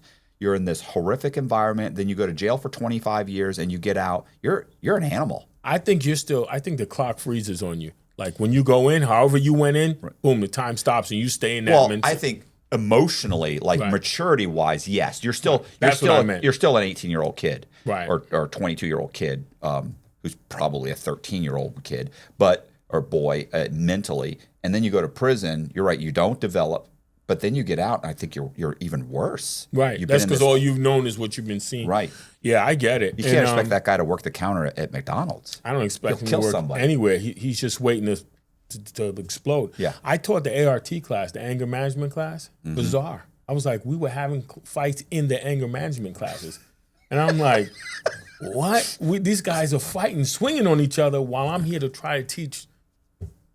Nah, this is not making sense. I used to be like, all right, guys, we're doing exercise today. We're going to do this. How do you de-escalate? Never have I done a de-escalation class that doesn't lead to, when this is over, I'm going to see you outside. Every time. I was like, this ain't working. That didn't de-escalate well, Even I've had guys who, I say, the guy calls me, I'm going to speed you outside. I'm like, for what? Nah, I'm hollering at you when you come outside. I'm like, now I gotta go outside because I'm the type of person, I'm not good at hiding. I come outside, guy's like, yeah, let's go over there. I said, go over there for what? What we doing a play date for? Yeah. What do you want to do? Because I heard you said something. And then I'm like, bro, if you want to fight, let's just fight. Get it over with.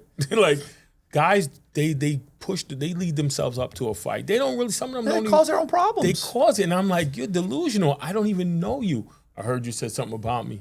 I don't even talk to anybody here. How could I be? I don't even know you. Like, what are we doing? But I remember the guy saying, listen, bro, if you want to fight, let's hurry up because I want to play basketball. If we're going to fight, you're ruining this day for me. I just want to, I'm not going to lose this fight, by the way. And you talk to guys and they listen like, he's really thinking he's not going to lose it. No, I'm not going to lose this fight. But I do want to get this over because I got to play basketball. And we laugh before we end up fighting. We don't fight. Half the fights I was going to have, it turned out to be like guys like, I can't believe this dude.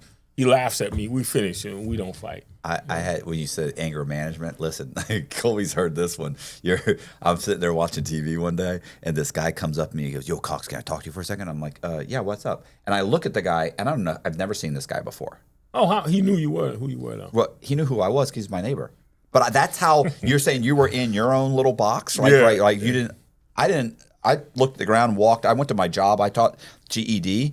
I was a GED tutor, which really means you're teaching the class. Yeah, so I'm teaching GED and coming back and reading, never leaving my cell. And I don't know anybody in the unit. Okay. I've been in the unit 6 months. Yeah, isolated, so yeah. I'm sitting there watching TV one day, just happened to be, and he goes, yo, Cox, can I talk to you for a second? I'm like, yeah, what's up? I'm like, do I know you?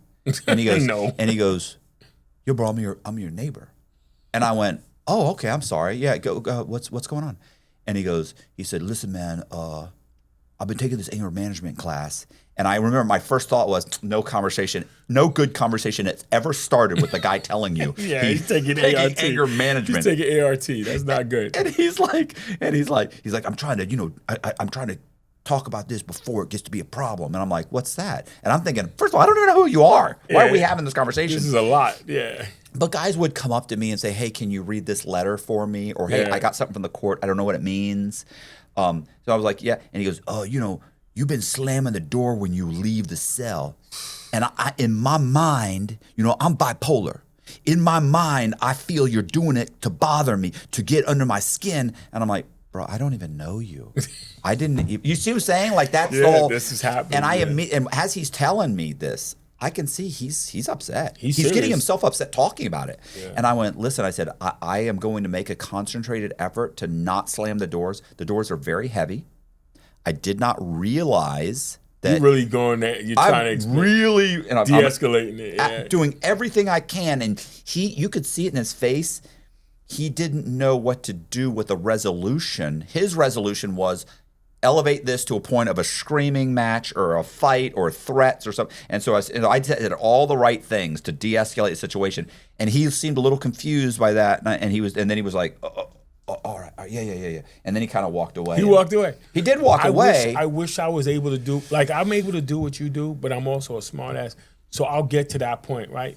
So real quick, this guy one day, he comes out, he tells me I have to bring my papers out. Do they do that in the feds? Yeah. Sometimes, Okay. yeah. So the guy tells me, bring your papers out to the yard. I didn't know what the hell he's talking Papers about. aren't good, bro. I'm a cop. I'm like, I'm not bringing shit out. Like, you know who I am. Everybody here knows who I am.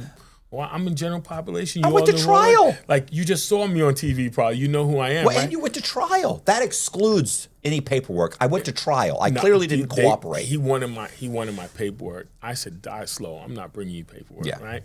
So I come outside without the paperwork, and he was like, he approaches me. This guy was bold. Yo, where's the paper? So, I'm not bringing you any papers. Like, bro, we're gonna have a problem.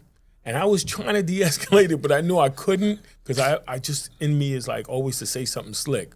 So I said, listen, man, if I made you think I was scared, intimidated, afraid, rattled, I've misled you. And for that, I apologize. I don't give a fuck about nothing you're talking about. And the guys who were listening to us, and they're like, they got so caught up in me saying, if I've made you feel that I'm afraid, concerned, that's what they get caught up. And then I go, I've misled you. And for that, I apologize. Fuck out my face. And they were like, by the time they caught on to it, they were like, oh shit, he just politely told you to shut the fuck up and get out of here. And that's usually how I handle it. It always ends with, I searched high and low, I couldn't find a single fuck about what you're talking about. I don't give a fuck what you say. We're fighting. And then I usually lead into that. And unfortunately, if I had the skills you had, well, I don't mean to offend you. I'm sorry. I just couldn't do that, Paul. I'm just like, how dare you approach me with this bullshit? Like, get out of here. It's like dumb shit. But I wish I had your skills. I probably avoided a lot of conflict. But we'll both stay out of that situation and never have to worry about it again. I can't be in that situation. I can't go back. No. Life's too good. Hey, you guys, I appreciate you watching. Do me a favor, hit the subscribe button, hit the bell so you get notified of videos just like this. Also, if you want to get in contact with Jose about the reentry program, we're going to leave his a Gmail account in the description box. We're also going to leave his Instagram account. So if you want to DM him, we're going to leave those in the description box. Also, if you want to be a guest on the show, we're going to leave a link so that you can fill out a form, leave a small video. That link will also be in the description box. Once again, I appreciate you guys watching so much. Thank you very much. See ya.